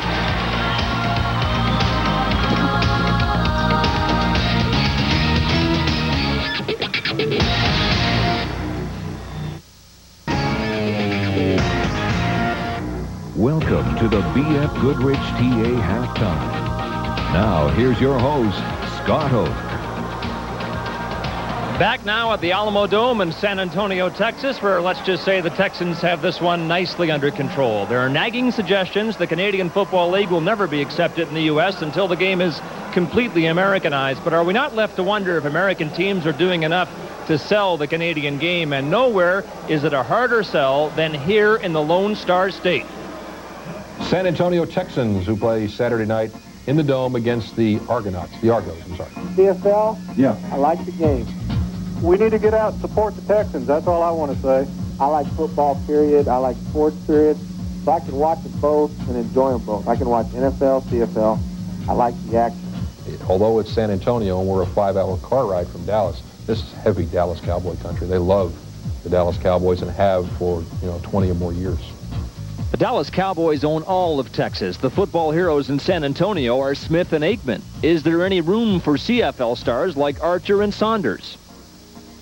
There needs to be a strong marketing push and to explain the rules and to sell the team as San Antonio's team and forget everything else. I mean, forget who you're playing. This is the San Antonio Texans, and that's what they need to do. But the mindset here is NFL, and it's a hard thing to break.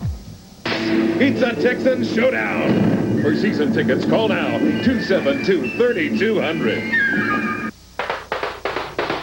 El fútbol profesional ha regresado a San Antonio y ahora usted puede ganar. The Texans are appealing to San Antonio's large Hispanic population, and they've just hired the man who sold hockey to Texans as general manager of the city's Central League franchise. Well, CFL football is a very exciting sport. One of the reasons that I wanted to be involved in this is with a wider field, the more space, it lends itself to a more wide open game. And I think once people give it a chance to come see it, they'll get excited about it.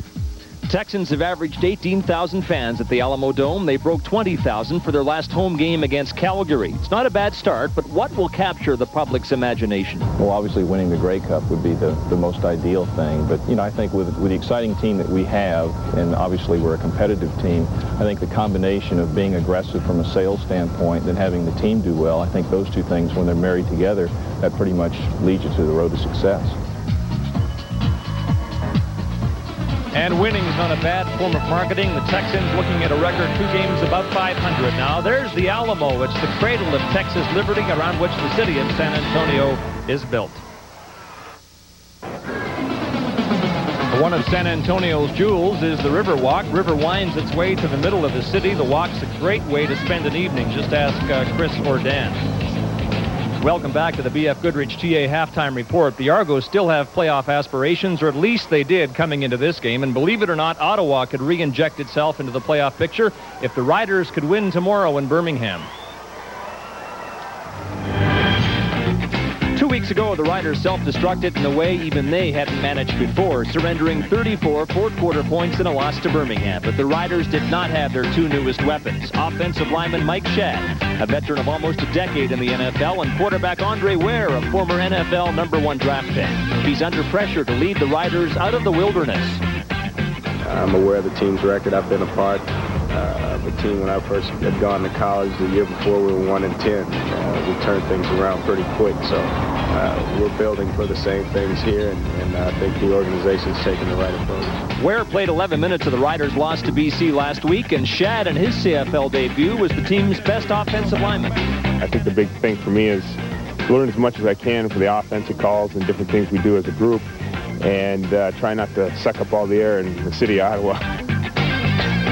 Well, it remains to be seen if the 2 new stars give the Riders enough confidence to get past the third quarter. Andre Ware, well known here in Texas, after a standout collegiate career at Houston, where he won the Heisman Trophy. And Mike Shadd lead the Riders at Legion Field tomorrow.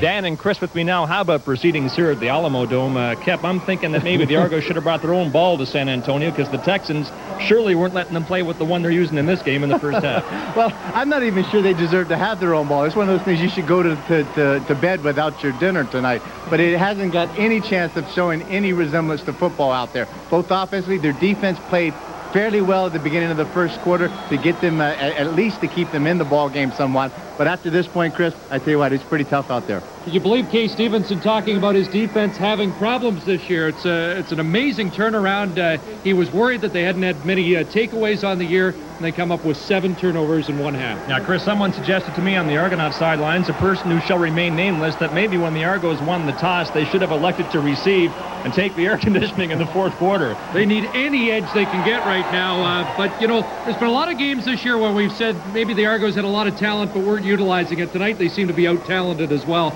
But clearly, defense was the story. The San Antonio defense set the tone. Well, they came up really strong to begin with. And Maurice Miller, getting the middle linebacker start again, reads a very well telegraphed pass by Marvin Graves, picks the ball off, and is able to come up with the first major score for the San Antonio Texans. Excellent job of spinning off of what resembled an attempt at tackling, and gets the ball in the end zone for the major.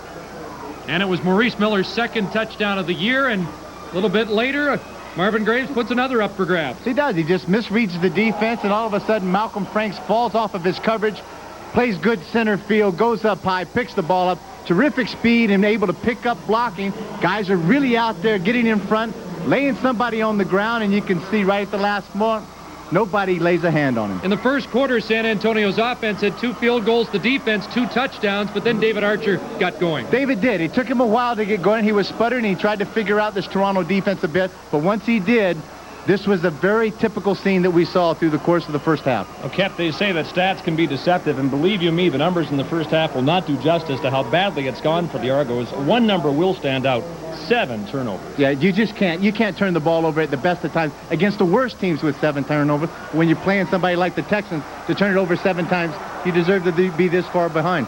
All right, that's the B.F. Goodrich TA halftime report. Stand by. Second half coming up from the Alamo Dome in San Antonio, with the Texans leading by a long shot.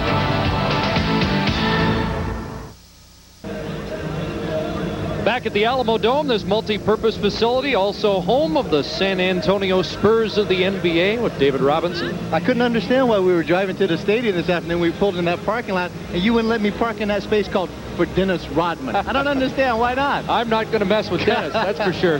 But there's also room here for 2 ice rinks in the Los Angeles Kings and Dallas Stars. Wayne Gretzky will be playing here on September the 26th, an NHL preseason game. And tonight, the San Antonio Texans are doing some playing as well. 7 turnovers, the story, 89 net yards for the Argos to 230 for the Texans, who dominated just about every aspect of the first half. And 7 might be the magic number, because the Argos are on their way to their 7th straight loss, and this would be the 7th win of the year for the Texans. But in the first half, David Archer got it going in the second quarter.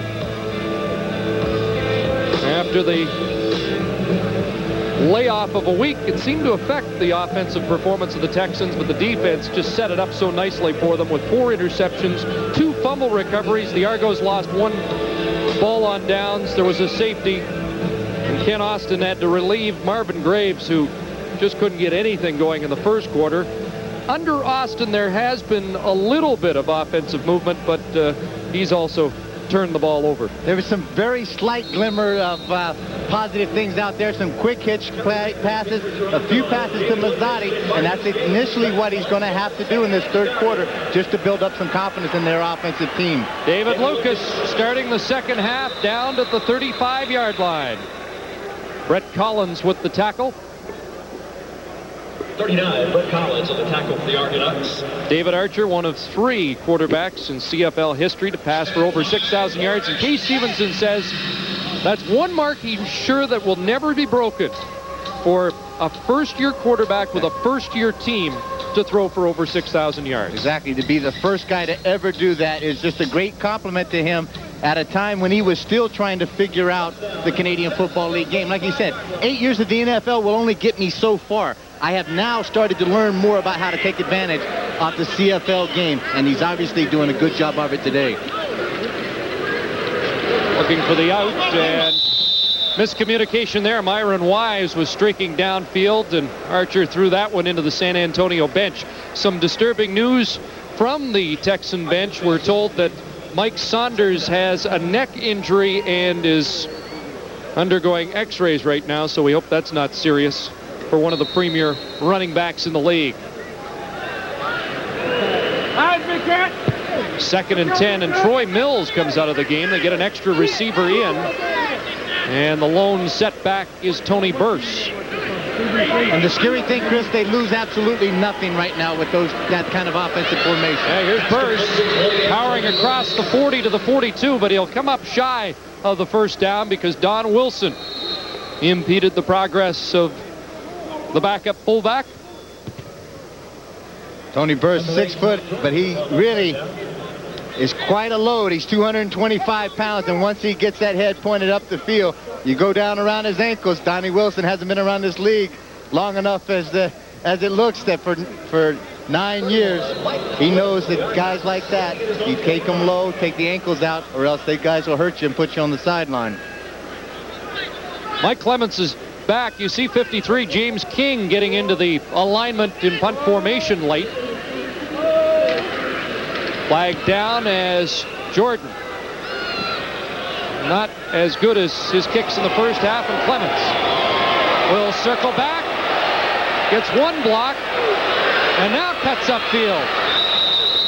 Late flag there as well, as Mike Clements did a lot of running and almost found a seam.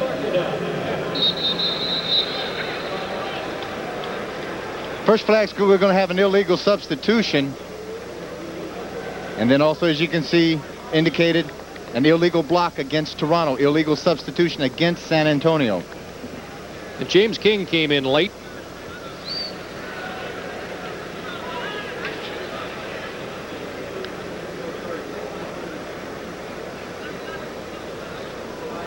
Just a footnote on Saunders, the x-rays are being done right here at the Alamo Dome.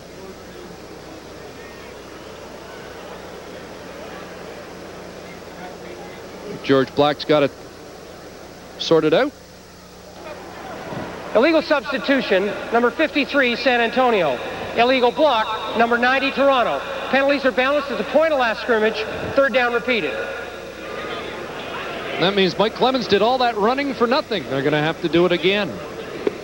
That's not something that Michael is not used to. He's done a lot of running for nothing a lot of times in his life, but there has been some times that Michael Clements has done some of the most exciting running that we have seen in the CFL. Number 3 in all-purpose yards in the CFL this year.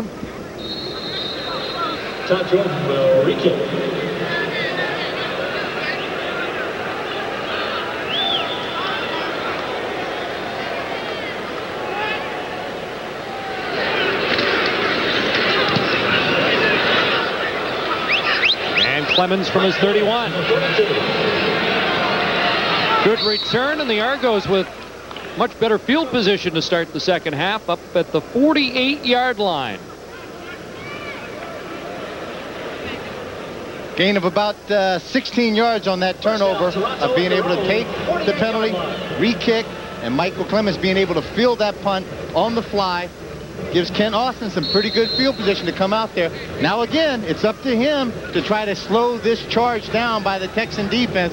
And I don't mean with his body this time. Dumping it off, trying to slow them down, get those offensive linemen cutting those guys. Austin Mazzotti behind him. And a flag thrown as the pass goes incomplete.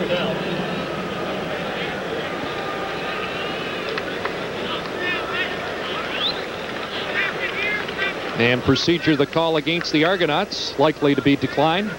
But they're down 32-0. They're, barring a miracle, not going to win this game. Toronto had no end. Penalties declined. 2nd down.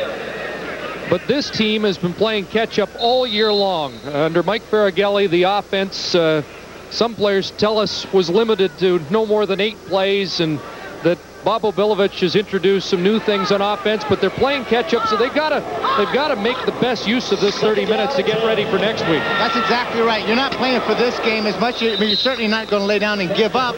There is still an opportunity and a lot of time in the Canadian Football League game that something can happen, but start building some confidence and some positive aspects.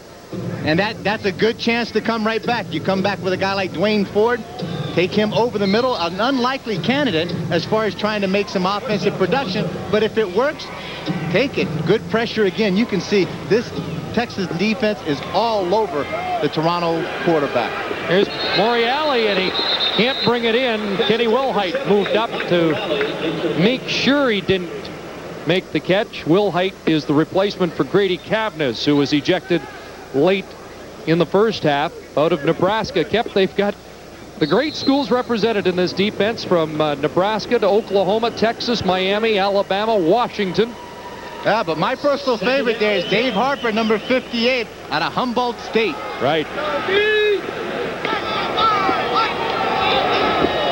Looked like one of the Argo offensive linemen jumped early. The pass is complete on the far side to Mazzotti. This one likely to come back. Looked like Mike Dumaresque, the right tackle, came up early. Good call there, Zebraman. I think it was Mike Dumaresque, the right tackle, jumped up very quickly.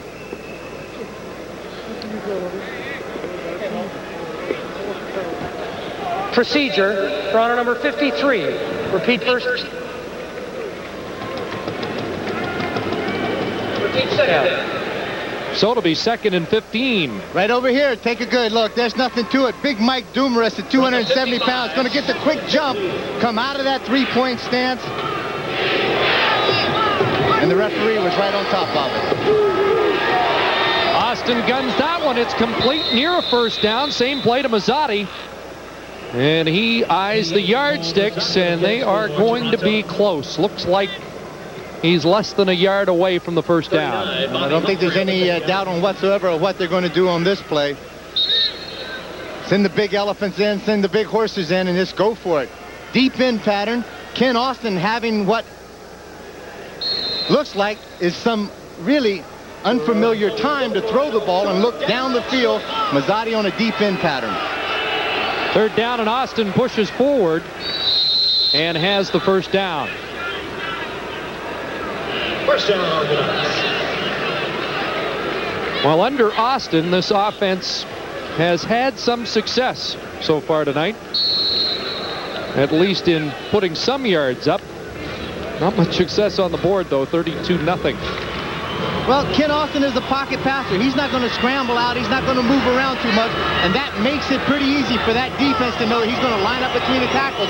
They just get after him and push the pocket upfield. Oh, one up for grabs there. Falls incomplete. Bobby Humphrey had an eye on that. There's Mike Saunders back after the x-rays. No word on those, but the neck and shoulder area were being looked at. Talking also with Kay Stevenson, you mentioned about all the modern technology that this facility has, the x-rays, and just how wonderful it is for the players. He said it really took our players a little while to get used to this, particularly coming from Hornet Field and in Sacramento. He said this was the real luxury for them. 2nd and 10, and Austin guns it deep, looking for Mazzotti, and he's got it. Paul Mazzotti with the catch, working against Bobby Humphrey. And they're going to mark it just outside the 3-yard line. There's nothing fancy to this. Bobby Humphrey and Mazzotti are step for step all the way along the sideline. Bobby Humphrey just loses sight of the ball, and he looked like he stumbled just ever so slightly, and that allowed Paul Mazzotti to look that ball in and come up with a big reception. Again, like we said, some positive things happening early in the 3rd quarter for Toronto. 36 yards, 3 running backs in behind Austin. P.J. Martin joins the set. They'll give to Clements, and pinball to the goal line. No indication yet. Mike Clements hasn't scored a rushing touchdown this year. And he stopped at the 1. Goes off that right side. Center Carl Coulter, Chris Giaskas, and Mike Dumaresque needing to get a good surge to create just a little bit of gap for Mike Saunders and a little light to see if he can find the end zone. This is what the defense really loves, though. They dig it down. This is guys really want to prevent Toronto from getting in the end zone. Jermaine Younger's in the backfield. Clements flagged down, and Pinball doesn't get in again.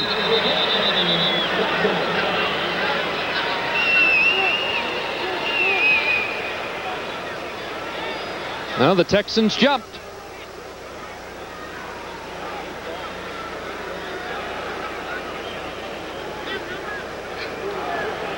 Offside, San Antonio number 10. First down.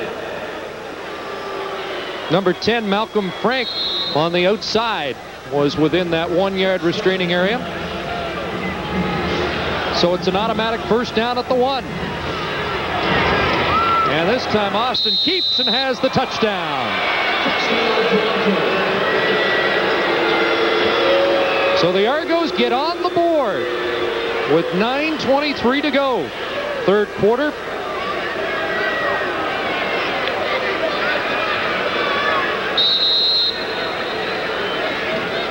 Good search again. He just gets again behind Carl Coulter and Chris Giaskas and is able to break the plane.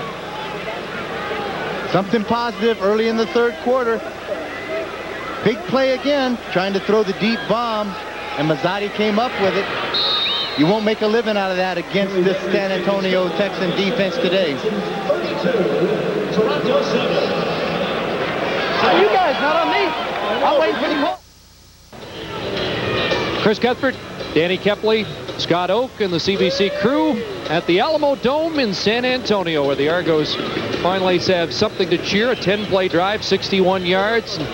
Ken Austin has moved the football since taking over for Marvin Graves tonight. But a long mountain to climb here, 32-7.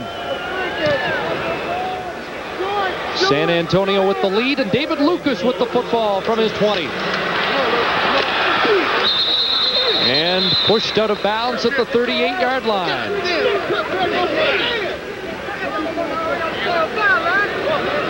Brett Collins forced him out. Mike Saunders not available right now for David Archer.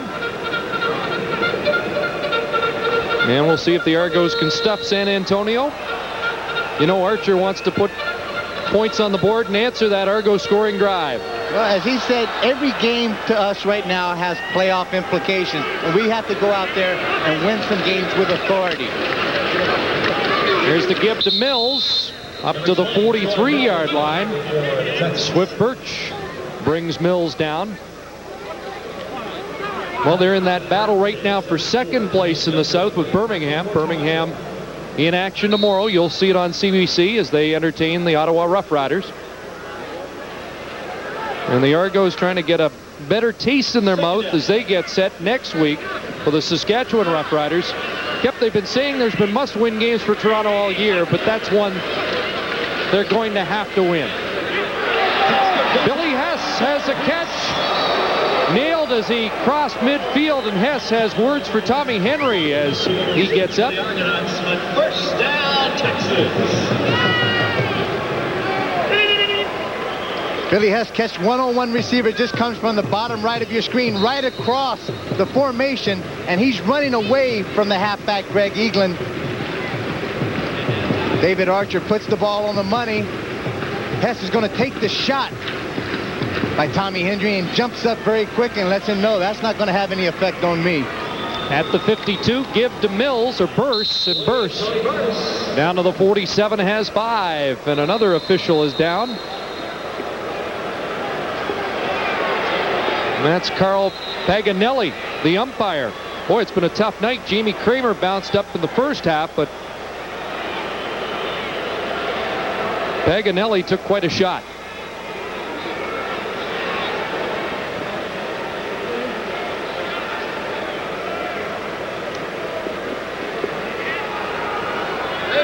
It's pretty tough sometimes when you get caught up with all that mountain of men moving at you. You got your eyes focused in one area and you get blindsided from the backside.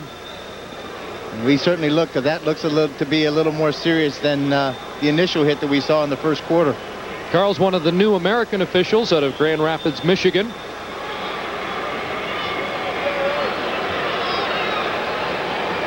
There's Cantor taking Kiselak in, and Kiselak's legs kind of whipped into the umpire, Paganelli. Take a look. That left leg comes up and it catches him right in the right forearm area with the back of the heel.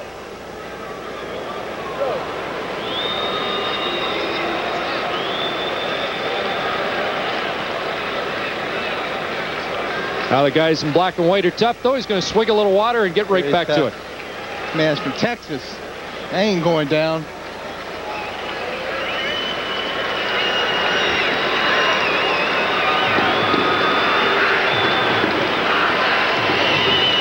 Little Richard Nixon impression, and he's ready to go. He's okay.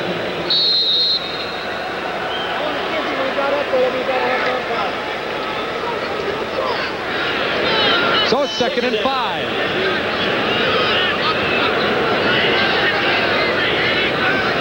Four receivers left side. Archer looks over the middle. There's Hess again. And Hess has some running room. Caught from behind by Greg Eaglin at the 20. Another first down and a pickup of 26 for Billy Hess. Again, San Antonio without their top receiver, Joe Kralik, tonight. David Archer sitting in the pocket with a lot of confidence. 3 receivers to the wide side left, but he comes to the underneath receiver, Hess. Again, gets the 1-0 coverage. And this is the thing that David Archer has been really excited about. He said, our offensive linemen have gotten so much better with much better players and much better foot speed. 1st and 10, Archer to Stock. Stock shakes the hit, and down he goes. Younger brought him down, and Younger now grabbing at that right knee again. That cause for concern for Bob Obilovich. Yeah, he talked about how much more sure-handed these receivers are than the group he had in Sacramento. Take a look at how he's going to move. He's just quick-footed, and everybody has to break down. Now watch the ref behind, just at the top of your screen. He runs over the down marker, the first down marker. He goes down for a while, but keeps his head up, keeps into the play. Troy Mills gets it outside. Tripped up as he got inside the 5. Collins just upended Mills, and Eaglin finished him off. But the Texans threatening to answer right back after the touchdown march of the Argos. 5:50 left, third quarter. 32-7 San Antonio. David Archer was talking about how much more confidence he was playing with this year. He was getting the ball away quicker. He felt that when he got up to the line of scrimmage, he was getting a better pre-step read, a good feel for the coverage, and the confidence to deliver the ball exactly where it had to be to get the job done.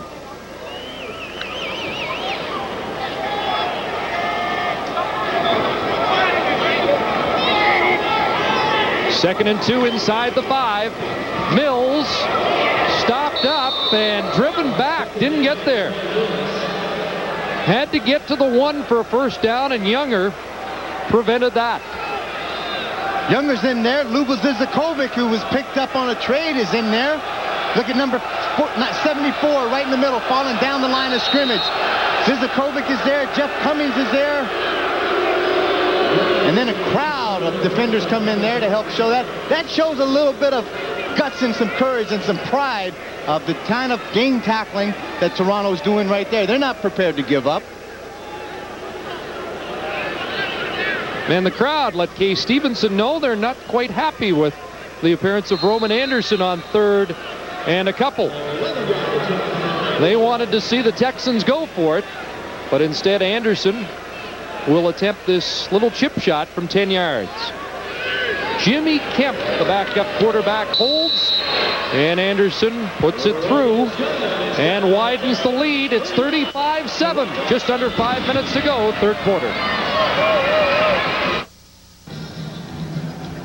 Longtime followers of the CFL may remember Grady Cavanis as a defensive back with Winnipeg and BC in the 70s. Better known now as Grady Cavanis Sr. because his son plays for San Antonio. You know, when I saw the San Antonio roster with all the comebacks people are trying in sports these days, I thought you were the Grady Cavanis playing for these guys.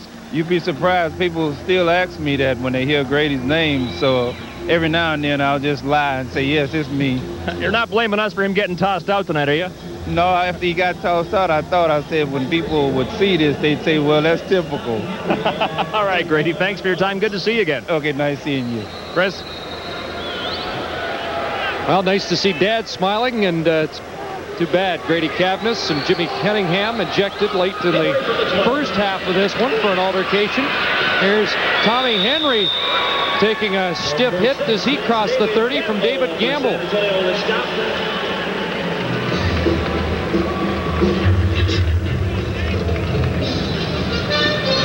Ken Austin trying to build on some decent numbers here in relief of Marvin Graves. You know, when we talked to him before the Hamilton game, I asked him how much of the offense was in there that he was comfortable with, and he said, you know, we're operating with about 50% of the offense that we really should have at this point in the season, and they're trying to make gains under Bob Obilovich, but they got a late start, and here's a pick. It's Charles Frank, the safety, picking off Austin. That's an 8th turnover in the game, the 2nd for Frank today, as the Argos cough it up again.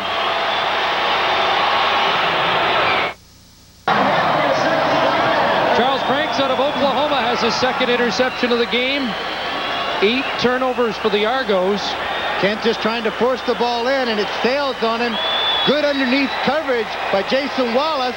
The ball sails up over top, and Charlie Franks does a great job picking the ball off, playing good center field again, and comes up with the 8th turnover of the game.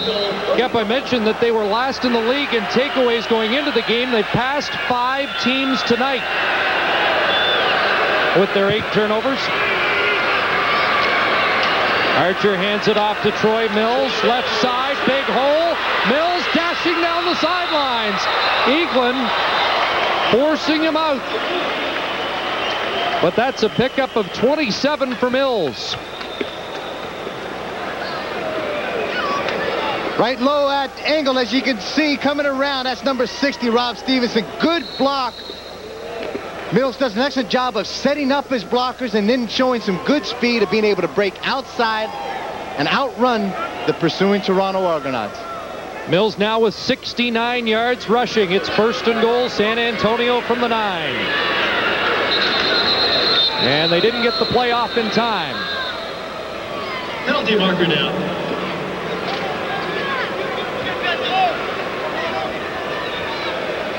Well, somebody jumped, and procedure is the call. Procedure, San Antonio number 62. Repeat the down. John Buddenberg, the left tackle, moved early.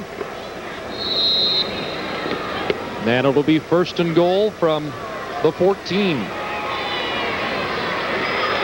With the success that David Archer has had tonight, he has his whole repertoire of offensive plays open to him right now. Pumps once, now goes deep, wide opens, Gamble, touchdown. Oh, the pump fake throws Tommy Henry, and San Antonio's number 6 will do a dance.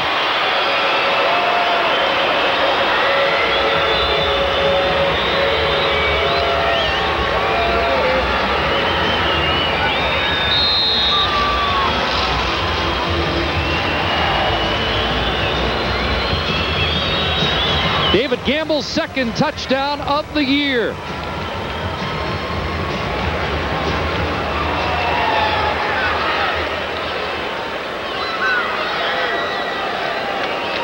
Anderson has the point after. 3:07 left, 3rd quarter. And it's now 42-7 San Antonio. David Gamble does a good job. David Archer does a better job of really making a belief that it's just going to be the quick hit or the quick out, stop and go route. Gamble's able to really pull the string against number 6, Tommy Henry, and David Archer. Very happy about that. I had a little problems early in the 1st quarter, struggling with some of the throws that he was making. That one was no doubt on the money.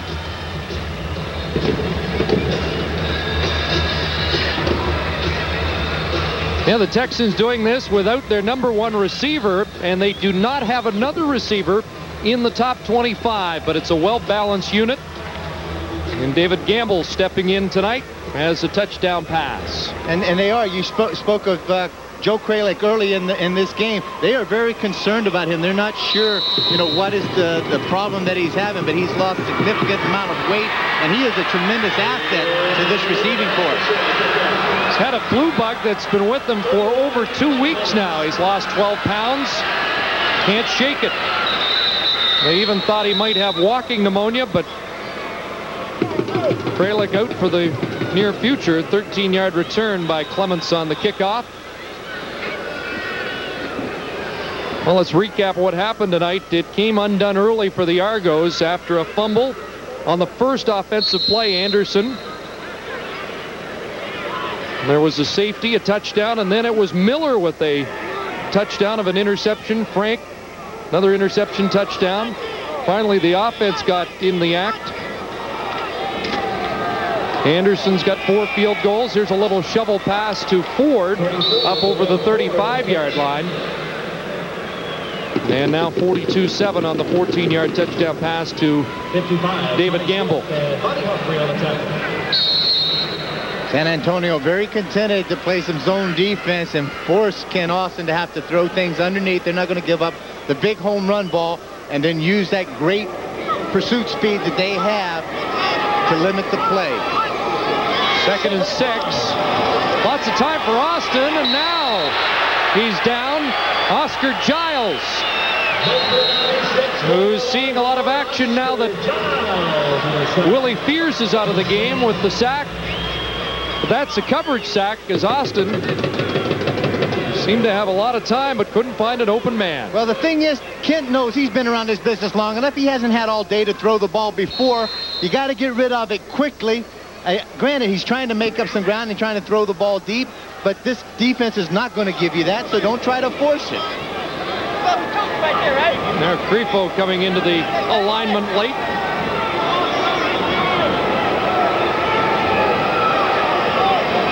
And the Argos just going to take a time count violation.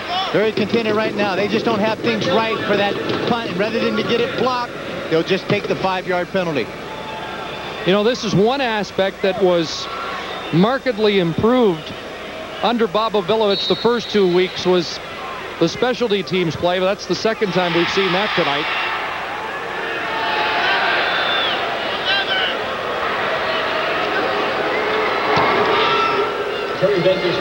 Baker kicking to Lucas. Djokovic just missed. Making sure, though, was nice tackle by P.J. Martin downfield.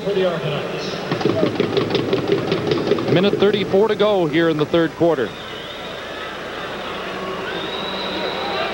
My question to you, Chris, is then maybe how much do you think we're going to see David Archer stay in this ball game? Well, they've got Jim Kemp as their backup, and Kemp saw a lot of action, looked pretty good when David Archer was out. Well, the coach in the booth right on just cue. made the call. Well, I got Fausto down on the sideline pushing him over and telling him, get in there, you got to start warming up.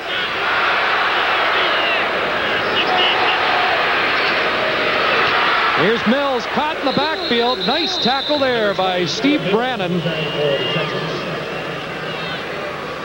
Had a sack against Anthony Calvillo last week and a tackle for a loss here against Troy Mills. Brannon in his first season with the Toronto Argonauts getting an opportunity to show his up. And one big thing that Coach Ovilovich liked about him, very aggressive, terrific speed, 4.7 in the 40 for a big man at 265 pounds. In fact, Coach was telling us that time for the 40 was done when he was at 285. Flags down. Archer steps up, and he'll lunge to the 50, back to the original line of scrimmage. We'll wait for the flag. I think we're going to get illegal procedure against San Antonio. There was a time when David Archer was quite a runner. It's offside against the Argonauts. In fact, in 1985, Archer led all NFL quarterbacks in rushing. Offside, Toronto number 90, repeat second down. Well, Swift Birch moved early, doesn't agree with the call. But it's 5 yards, so it's second down and 9. Let's take a look right here. They call it offsides, but let's see if we see Chuck Este start to back up out of that stance just a little bit. The shoulders go back. I thought that's where the call was going to be, and that could have drawn somebody on the defense offsides. Archer throwing to a spot, and it falls in front of Billy Hess, who was making his cut. Incomplete. And that may be the last pass of the night for David Archer. David comes off, pats himself in the chest. He said, that's my bad. I should have had that one. I'll get it to you next time. You know, that was the kind of play he says he's really improved on since coming to the CFL, the ability to throw the ball before his receiver has made the cut. Well, I think that comes with the fact now he's got a cohesive group of receivers that are running extremely good routes, reading the coverage, so he has tremendous confidence that they're going to be where they're supposed to be. It's the nice thing for the Texans is they have a big lead, and their quarterback hasn't even had one of his vintage nights. Clements up the sidelines, breaks the tackle. Pinball hasn't quit. Flag goes down.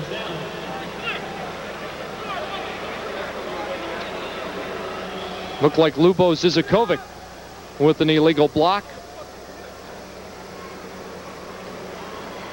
Christian Mission pinball, and that was the one thing that Coach Obilovich stated about him. He said, pinball's fired up. He wants to play. He said, we need more people like him on our ball club with that kind of attitude. Illegal block. Toronto number 90. First down. Swift Birch again, the penalized player. No time left on the clock here in the third quarter. And David Archer sits it down.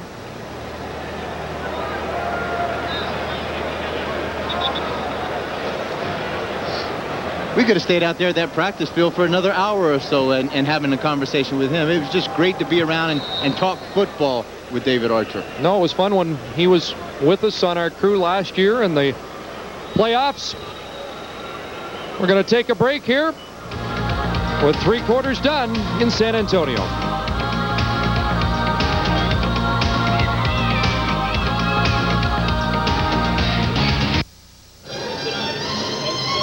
It's not just a river walk in the heart of San Antonio. It can be a river ride, too. Beautiful area in downtown San Antonio, and I am told that one member of the training staff of the Toronto Argonauts took the plunge last night. Took a $60 bet to be able to swim across that and actually made it. The fact of it is they're very lucky because I think about an hour later someone else tried it that wasn't affiliated with the Toronto Argonauts, tried it and had a nice stay at the county jail for the evening. Yeah, it's more than a $60 fine. You saw one of the Texans jump offside. Roosevelt Collins, let's see if he was drawn offside. Having trouble getting this third quarter over. This is the second play with no time on the clock that's been offside. San Antonio number 56. Repeat the down.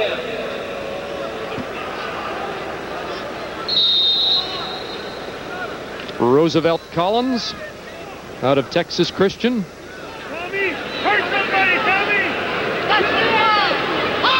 First and 5. Pinball. Clements right up the middle.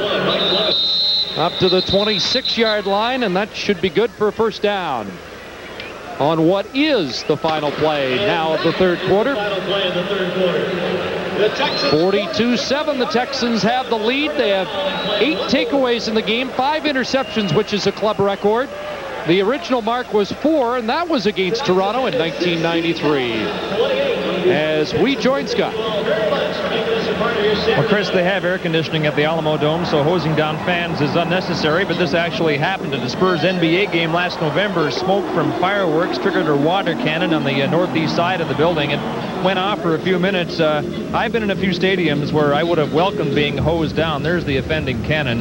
But it was a major inconvenience here. Some fans were appeased with the deal on tickets and new shoes. Myself, Chris, I saw a lawsuit written all over that, but that's just me.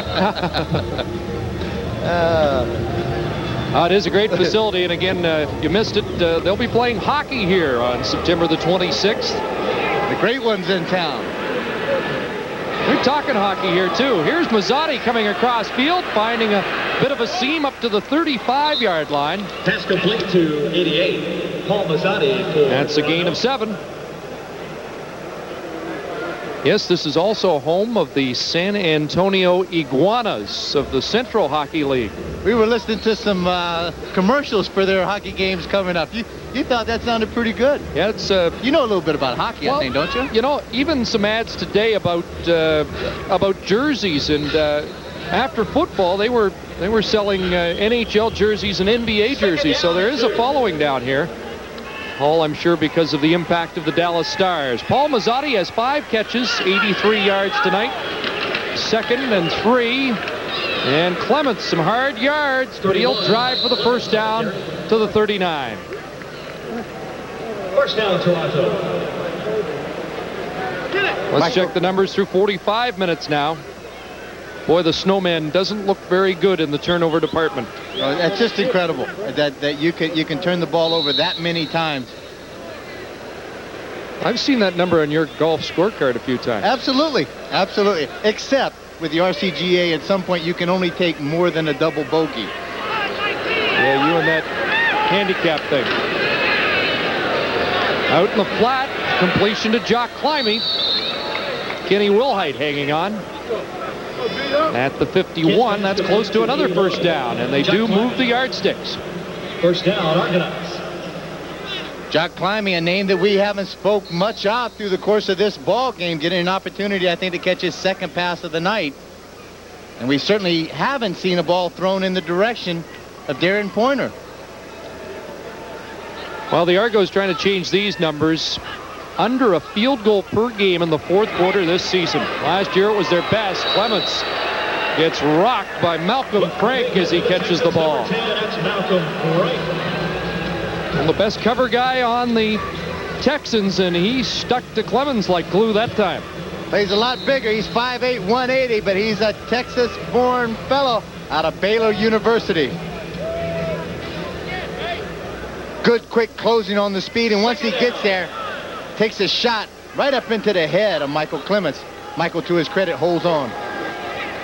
Here's a pass for Big Rob Crefo, and Jason Wallace has him down at the 35-yard line. So Austin has the moving, as Crefo has a big catch. 79. You know, we haven't seen Darren Pointer, and Jeff Fairholm's watching at home. He didn't want to be dropped from the roster, was a little upset with the decision by Bob Obilovich, but they haven't got any extra production out of that slot back spot. Here's Crefo with a nice gain. 6'6" going down the side. He is a big target to throw at.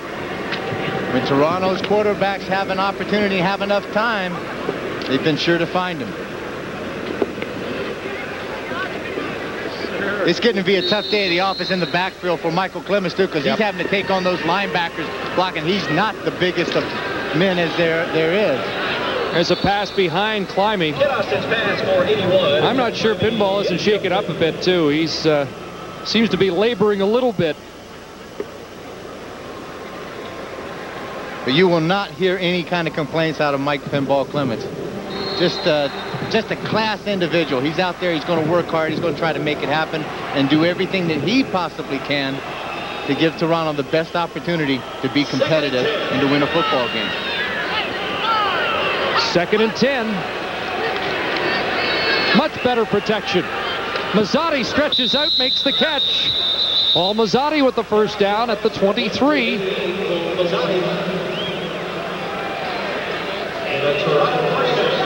Man Mazzotti closing in now on his 4th straight 100-yard game. Good break, and Mazzotti just sails himself out, gets that right foot down. 37-game catching streak right now, 4th on the Argo list. And he has 6 tonight for 97. Looking for Mazzotti again. That should be the 100-yarder.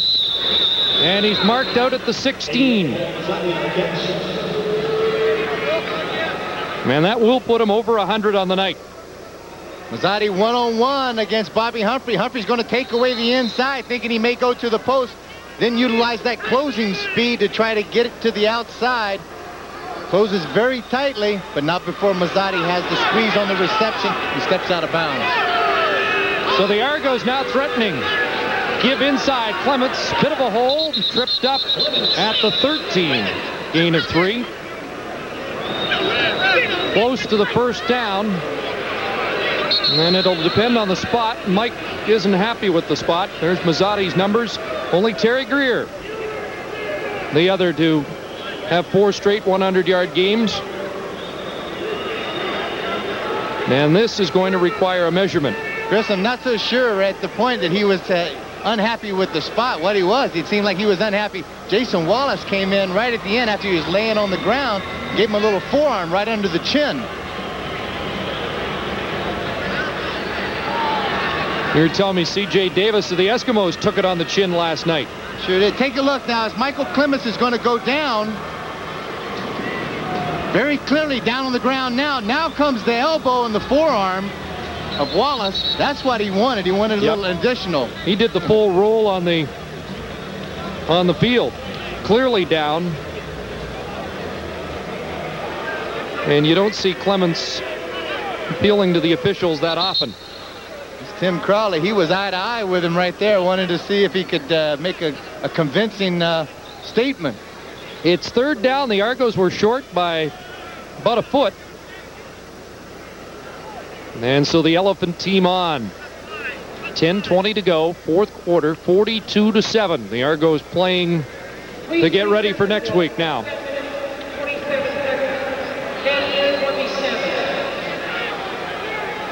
Little clock change, just adding addition of 7 other seconds made it 10 minutes 27 seconds to go. Yes, the officials anticipating a 4th quarter comeback by the Argonauts. That could be the difference, Chris. There we go, 3rd and about a foot, and Austin should have it.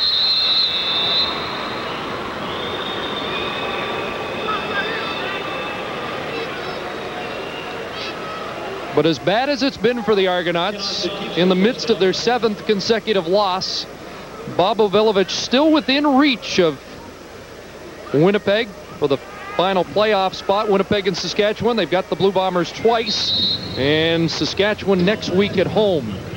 Edmonton winning against Winnipeg last night, 64-10. Trying to do a little help for Toronto, but the main thing now is that Toronto needs to help themselves. Austin sets up. That one in the flat, complete. Cuts back, touchdown. Jock Climby is into the end zone for the Argonauts. Ken Austin and Jock Climby and the Toronto Argonauts very fortunate that that one got through the mesh, because Kenny Wilhite, number 25, has great coverage. He just loses sight of the ball, turns his back on it, and that allowed Jock Climby to look the ball in, make a couple of moves, and get into the end zone. 3rd touchdown pass for Climby this year. Baker adds the extra point. And the Argonauts have a rare 4th quarter touchdown here at the Alamo Dome.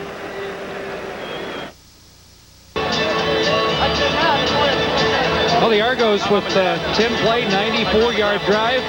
Jock Climby with the touchdown catch. Have I mentioned he's from Queen's University? Only about 10 times so far today, and probably in the years that we've worked together, about 100 times.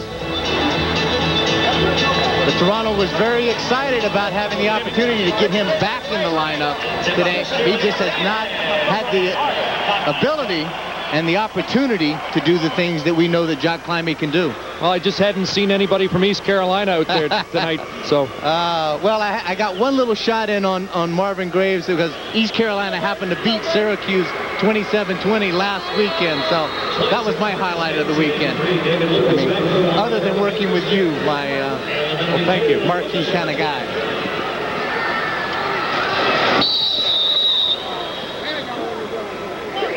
Well, let's take a look at what's left for the Argonauts to salvage the year. They've got the 2 against Winnipeg, 1 against Saskatchewan that they need to win to have any chance of making the playoffs.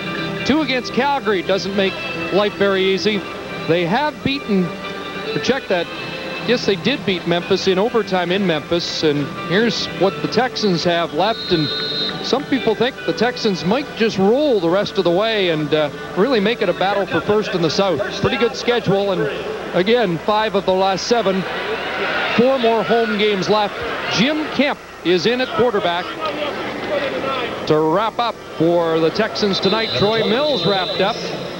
Brannon with the tackle. David Archer has the rest of the night off as the youngster Jimmy Kemp comes in. Out of Wake Forest, 23 years of age. Father of perhaps the presidential candidate Jack Kemp, former quarterback in Buffalo. Actually, we had a chance to talk to his dad Sure did. in Hamilton about a month ago, and Jack Kemp said he spent a little bit of time in Calgary, but never took any snaps because the quarterback there was Joe Kapp. Jimmy Kemp slings it out, and Stock couldn't pull it in. Joe Fuller, tight coverage. Too tight as far as Stock was concerned. Stock may have a legitimate argument right there, but Joe Fuller's not going to argue with the no call. Good break. Kemp throws the ball out there and puts it out on the money, and there's going to be some hand checking going on, and as soon as the break takes place, Fuller's doing an excellent job of closing, turns his head, looks for the ball, and unintentionally runs into Stock, and I think that's why there wasn't any call made.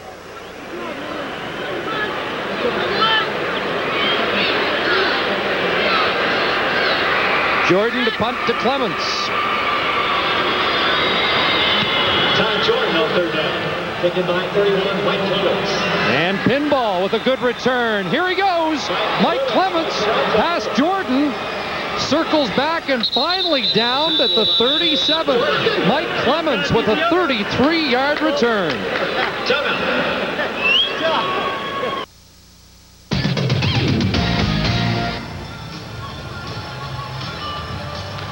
Want to remind our audience that coming up tomorrow on the CFL on CBC, Ottawa's at Birmingham at 1:30 Eastern. Birmingham is going to require a win now to keep pace with San Antonio as the Texans are headed for victory tonight. And we'll follow the football game with the Molson Million. It's a Grade 1 horse race. North America's top 3-year-olds competing for $1 million purse, $600,000 to the winner, Chris. Yeah, no talk about the import ratio there. The best horses in Canada will take on some of the best horses in the United States. First down. First down for the Argos, and Austin airs it out, and just beyond the outstretched arms of Mike Morreale. Ken Austin's pass just incomplete. Attempt for 78, Mike Morreale. Going to the rookie. Right at the end, Ken Austin trying to look. Charlie Franks, the safety off, throws it in a perfect spot right down the seam and the hash marks and just past the outstretched hands. Ken Austin thought he had one in the bag right there. He's been sharp. Austin 19 of 26, 238 yards. A touchdown pass, but there have been 2 interceptions. 2nd and 10. He's got to run out of trouble here. Austin in big trouble. Some rare scrambling from Ken Austin. And he has a completion and a first down. And that's Rob Grifo with the catch. You don't see Austin do that very often, but a nice piece of work to escape trouble there. Doug Flutie, who? Yeah, they're both from Natick, Massachusetts. Exactly. He learned a little bit from maybe watching some of Doug's plays. This is right out of the playground. You just make something out of nothing. Does a good job to break the containment. The receivers doing an excellent job.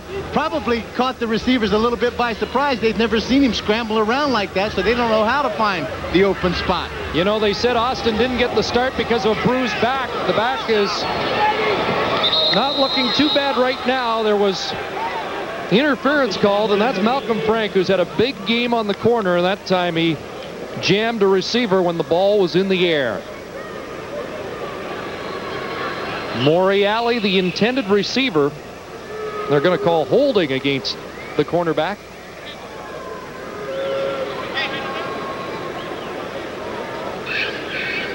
Austin taking a page out of Archer's book. That stop and go with a good fake on the hitch. Holding San Antonio prior to the pass being thrown. First down. Prior to the pass being thrown, 6:25 left.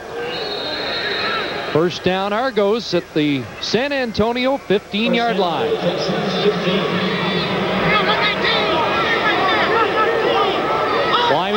wide to the strong side. Clements, big hole up the middle, and Mike Clements spinning off a couple and finally going down inside the 10. Oscar Giles again on the tackle. Just a little inside trap play, scissors play to Michael Clements. He needs to find the open spot. Does a good job of trying to break it back across that very fast pursuing Texan defense. Does a good job of picking up about 7 yards. Leonard Nelson, a backup linebacker, shaken up on the play. And again, Clements was a little slow to get up. And in fact, pinball still getting attention, so we'll take a timeout.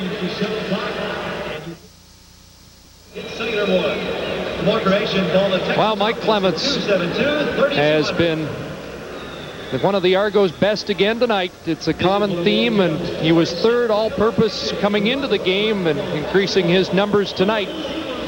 Over 100 yards, over 1,600 yards on the season, and now Nelson up and on his way to the sidelines. Third behind two pretty good names in the Canadian Football League. Wright and Mike Pringle, both out of Baltimore. 5 minutes, 44 seconds to go.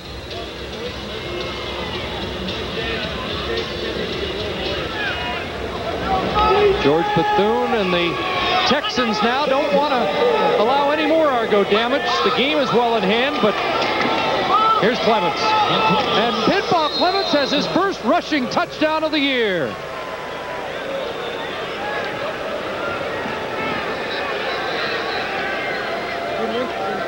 Couple of fourth quarter touchdowns for the Argos to make this one a little more palatable.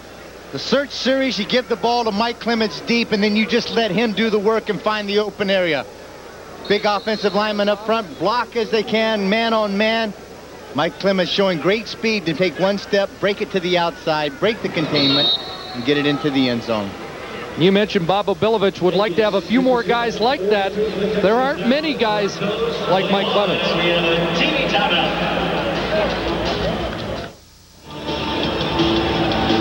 Mike Clements taking it into the end zone for the Argos, who have 14 fourth quarter points. I'd like to say hi to my beautiful wife Diane back in Toronto, as well as my wonderful little daughter Rachel. Love you guys. And all the fans back in Toronto, all you diehards, thank you. Back for the Terry Baker I've never seen a man that smiles more than he does, and I mean under the most adverse conditions. I wondered if the Argos might have thought about a short kick there, but they kick it deep, and Lucas trying to bring it back big the other way. Let's have another look at the pinball touchdown, his first rushing TD of the year. Now all he's going to do is going to take it here. He's going to break it outside. Ford makes a good block on the inside. Dumoulin seals off the corner, okay? And that's the key. As soon as Mike Dumoulin jumps outside, it allows Mike Pinball just to break outside ever so slightly. And then you've got Morale downfield doing a good job of blocking on the halfback, Kenny Wilhite. And Michael Pinball Clements doesn't need much room to get it into the end zone. And when he has the opportunity, he makes no mistake about it. 42-21. And Jim Kemp at quarterback for San Antonio. Mop-up duty for David Archer tonight. Troy Mills. Up to the 35. May have 3.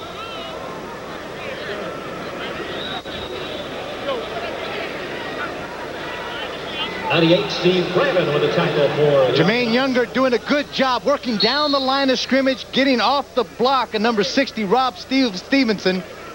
2nd and 7. And getting in on the tackle. This is a guy nicknamed Tank. And if you remember, there's an old linebacker by the name of Tank Landry that used to play for the Toronto Argonauts a few years ago. And he patrolled that middle as well as anybody in the league. Argos defense trying to give the ball back to the offense. There's a pass in the flat, skips in front of Stock, incomplete. And Toronto's going to get the football back with 4:10 left. Jim Kemp's pass. You know, Kay Stevenson was saying yesterday that he didn't think an 18-point lead in the CFL is safe with 3 minutes to go. I like his chances with 4:10 to go and a 21-point lead, but he might still be a little edgy on the sidelines. Well, if he's a man that's consistent with his word, he's surely thinking that right now, 21-point lead, but right now the momentum has swung over to the Toronto side. So at this point, anything could happen. And the Texans have an extra man on the field. Mark Stock ran on, then tried to run off, and they'll just take the delay of game. Time count violation. San Antonio number 8. 13 men on the field caused the confusion. And they take the time count, which is 5 yards instead of 10. And now Stock comes off.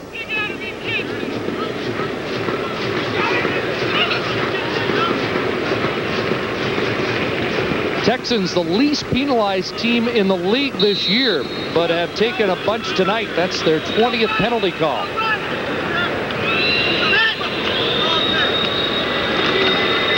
Argos going after that one. Birch broke through, but couldn't get to it.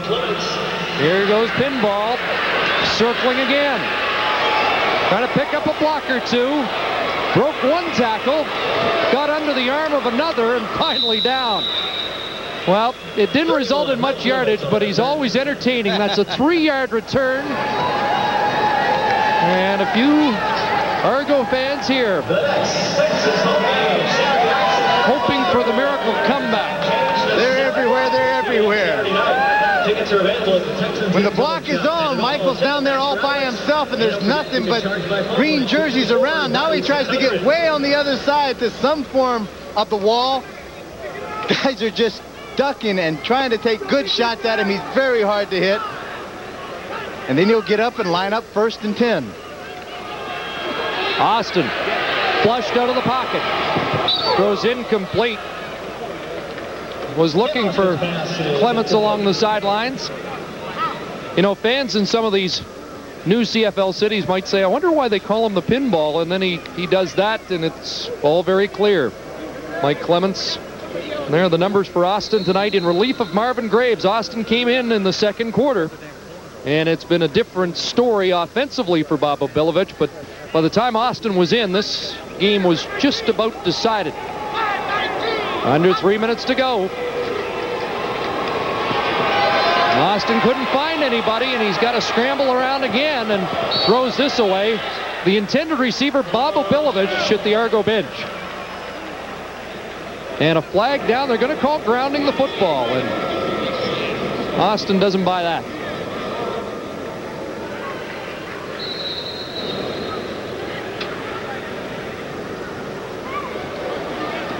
Well, 3-minute warning being given. Toronto number 5. Grounding the call, and 3rd down. We'll be right back.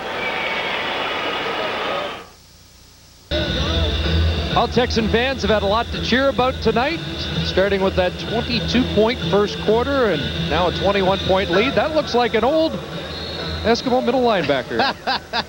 Well, I tell you, when you get tired of going to the Alamo, you just go out and go on one of those rattlesnake hunts that they have down here. And that's big-time stuff.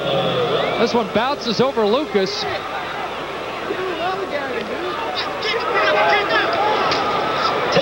And they'll call the no yards. That'll be 5 yards tacked on, and Brett Collins, the man who made the tackle. Ken Walcott thinking about what went wrong again tonight. 7 straight losses. That, by the way, a 60-yard punt by Baker. 4 yards. 5-yard penalty. 1st down. And for Terry Baker, that's his longest punt as an Argo.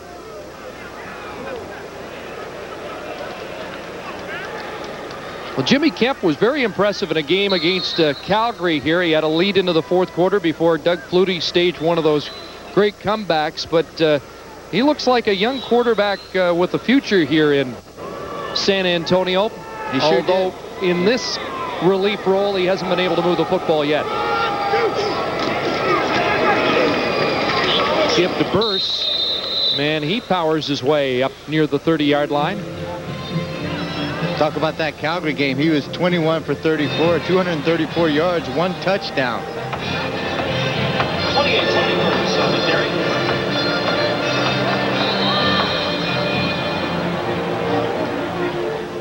Argos wondering when the nightmare will end. 7 consecutive losses, 2:11 to go here tonight.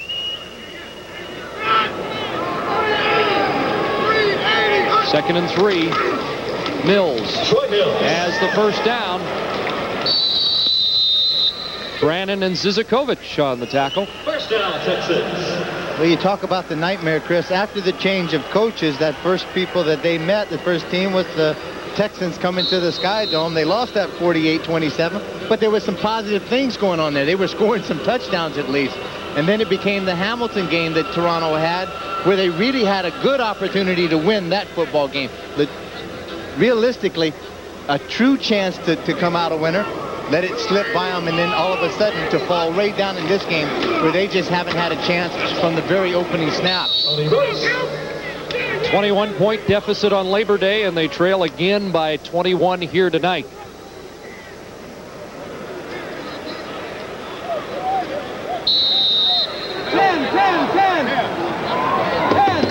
San Antonio very contented right now. If you want to talk about playing tough, hard-nosed football, just lining up man against man and just going to cram this ball right down the throat of the Toronto defense by rushing it.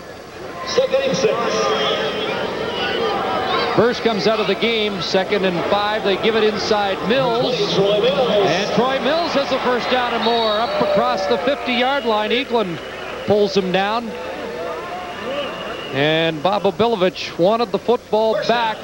Liked what his offense was doing, but looks like San Antonio's going to run it out here. This is including tonight. The Argos at 2-10. Tied for last with Ottawa, but still 4 points back of Winnipeg in the 5th playoff spot. Big win by Edmonton last night, tied for 2nd. And Winnipeg in the next week, they've got 2 games against the Calgary Stampeders. One on Tuesday night and one on Sunday afternoon. Mills to midfield. In the final minute at the Alamo Dome. But as we said earlier, Chris, it's going to take more than everybody else in the league trying to help the Toronto Argonauts get into the playoff. They're going to have to step up and help themselves. Troy Mills now looking to hit the 100-yard mark at 122 yards first time against the Argos. He's 15 for 90 in this one. Gets another carry. And the Argos stop him up after a pickup of 2. Brannon hanging on, not allowing him to get any further. 15 seconds left, and we're down to one last play.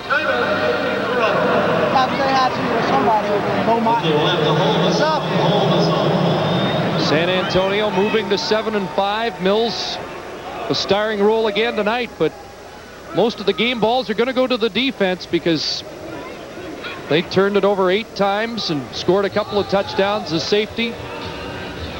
Bought some time for the Texans offense to get rolling.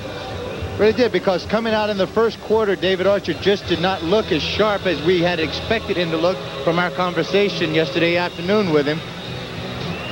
But that's the key to having a great teamwork effort. And your offense is sputtering, as I said, the defense goes out there, they take it on themselves to turn that ball over 2 and out and get it back into the hands of David Archer as many times as they possibly can to give him the opportunity to make something happen, and he has.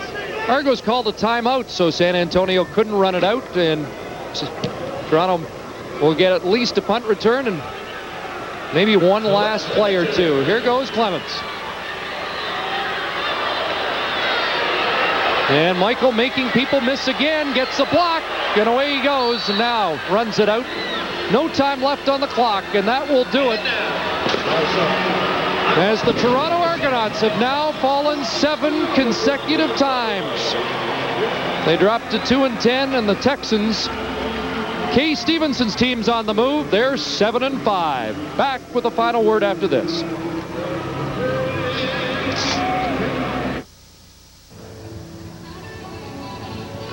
San Antonio Texans, now well into the second half of the season, seem to have established themselves as one of the CFL's better teams. 7-5 now after a 42-21 win over the Argos here at the Alamo Dome in San Antonio. This catch put the Argos' Paul Mazzotti over 100 yards on the game. 4th straight time he's done that, but the good news stops dead there for the Argos. Paul, it's just getting tougher.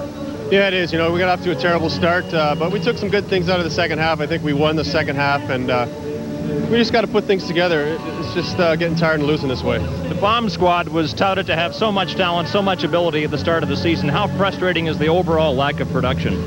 Oh, it's terribly frustrating. You know, we still have the ability. Our ability didn't go downhill. It's just our timing and just the little things are going wrong. But we just got to keep working, get our self-confidence up, and just get better as people and as football players, because this is you know, just a terrible feeling in the locker room. So now just retool and get ready for Saskatchewan next week. Paul, thanks for your time. Thank you. All right, and so at the Alamo Dome tonight, the Argos fall for the second straight time to San Antonio, 42-21 the final. Argos have now lost 7 straight. Ottawa's at Birmingham tomorrow. Our telecast from Legion Field starts at 1:30 Eastern, and we'll follow the football game with the Molson Export Million from Woodbine, horse racing's top 3-year-olds competing for $600,000 first place money. And next Friday on Speedy Blue Jays Baseball,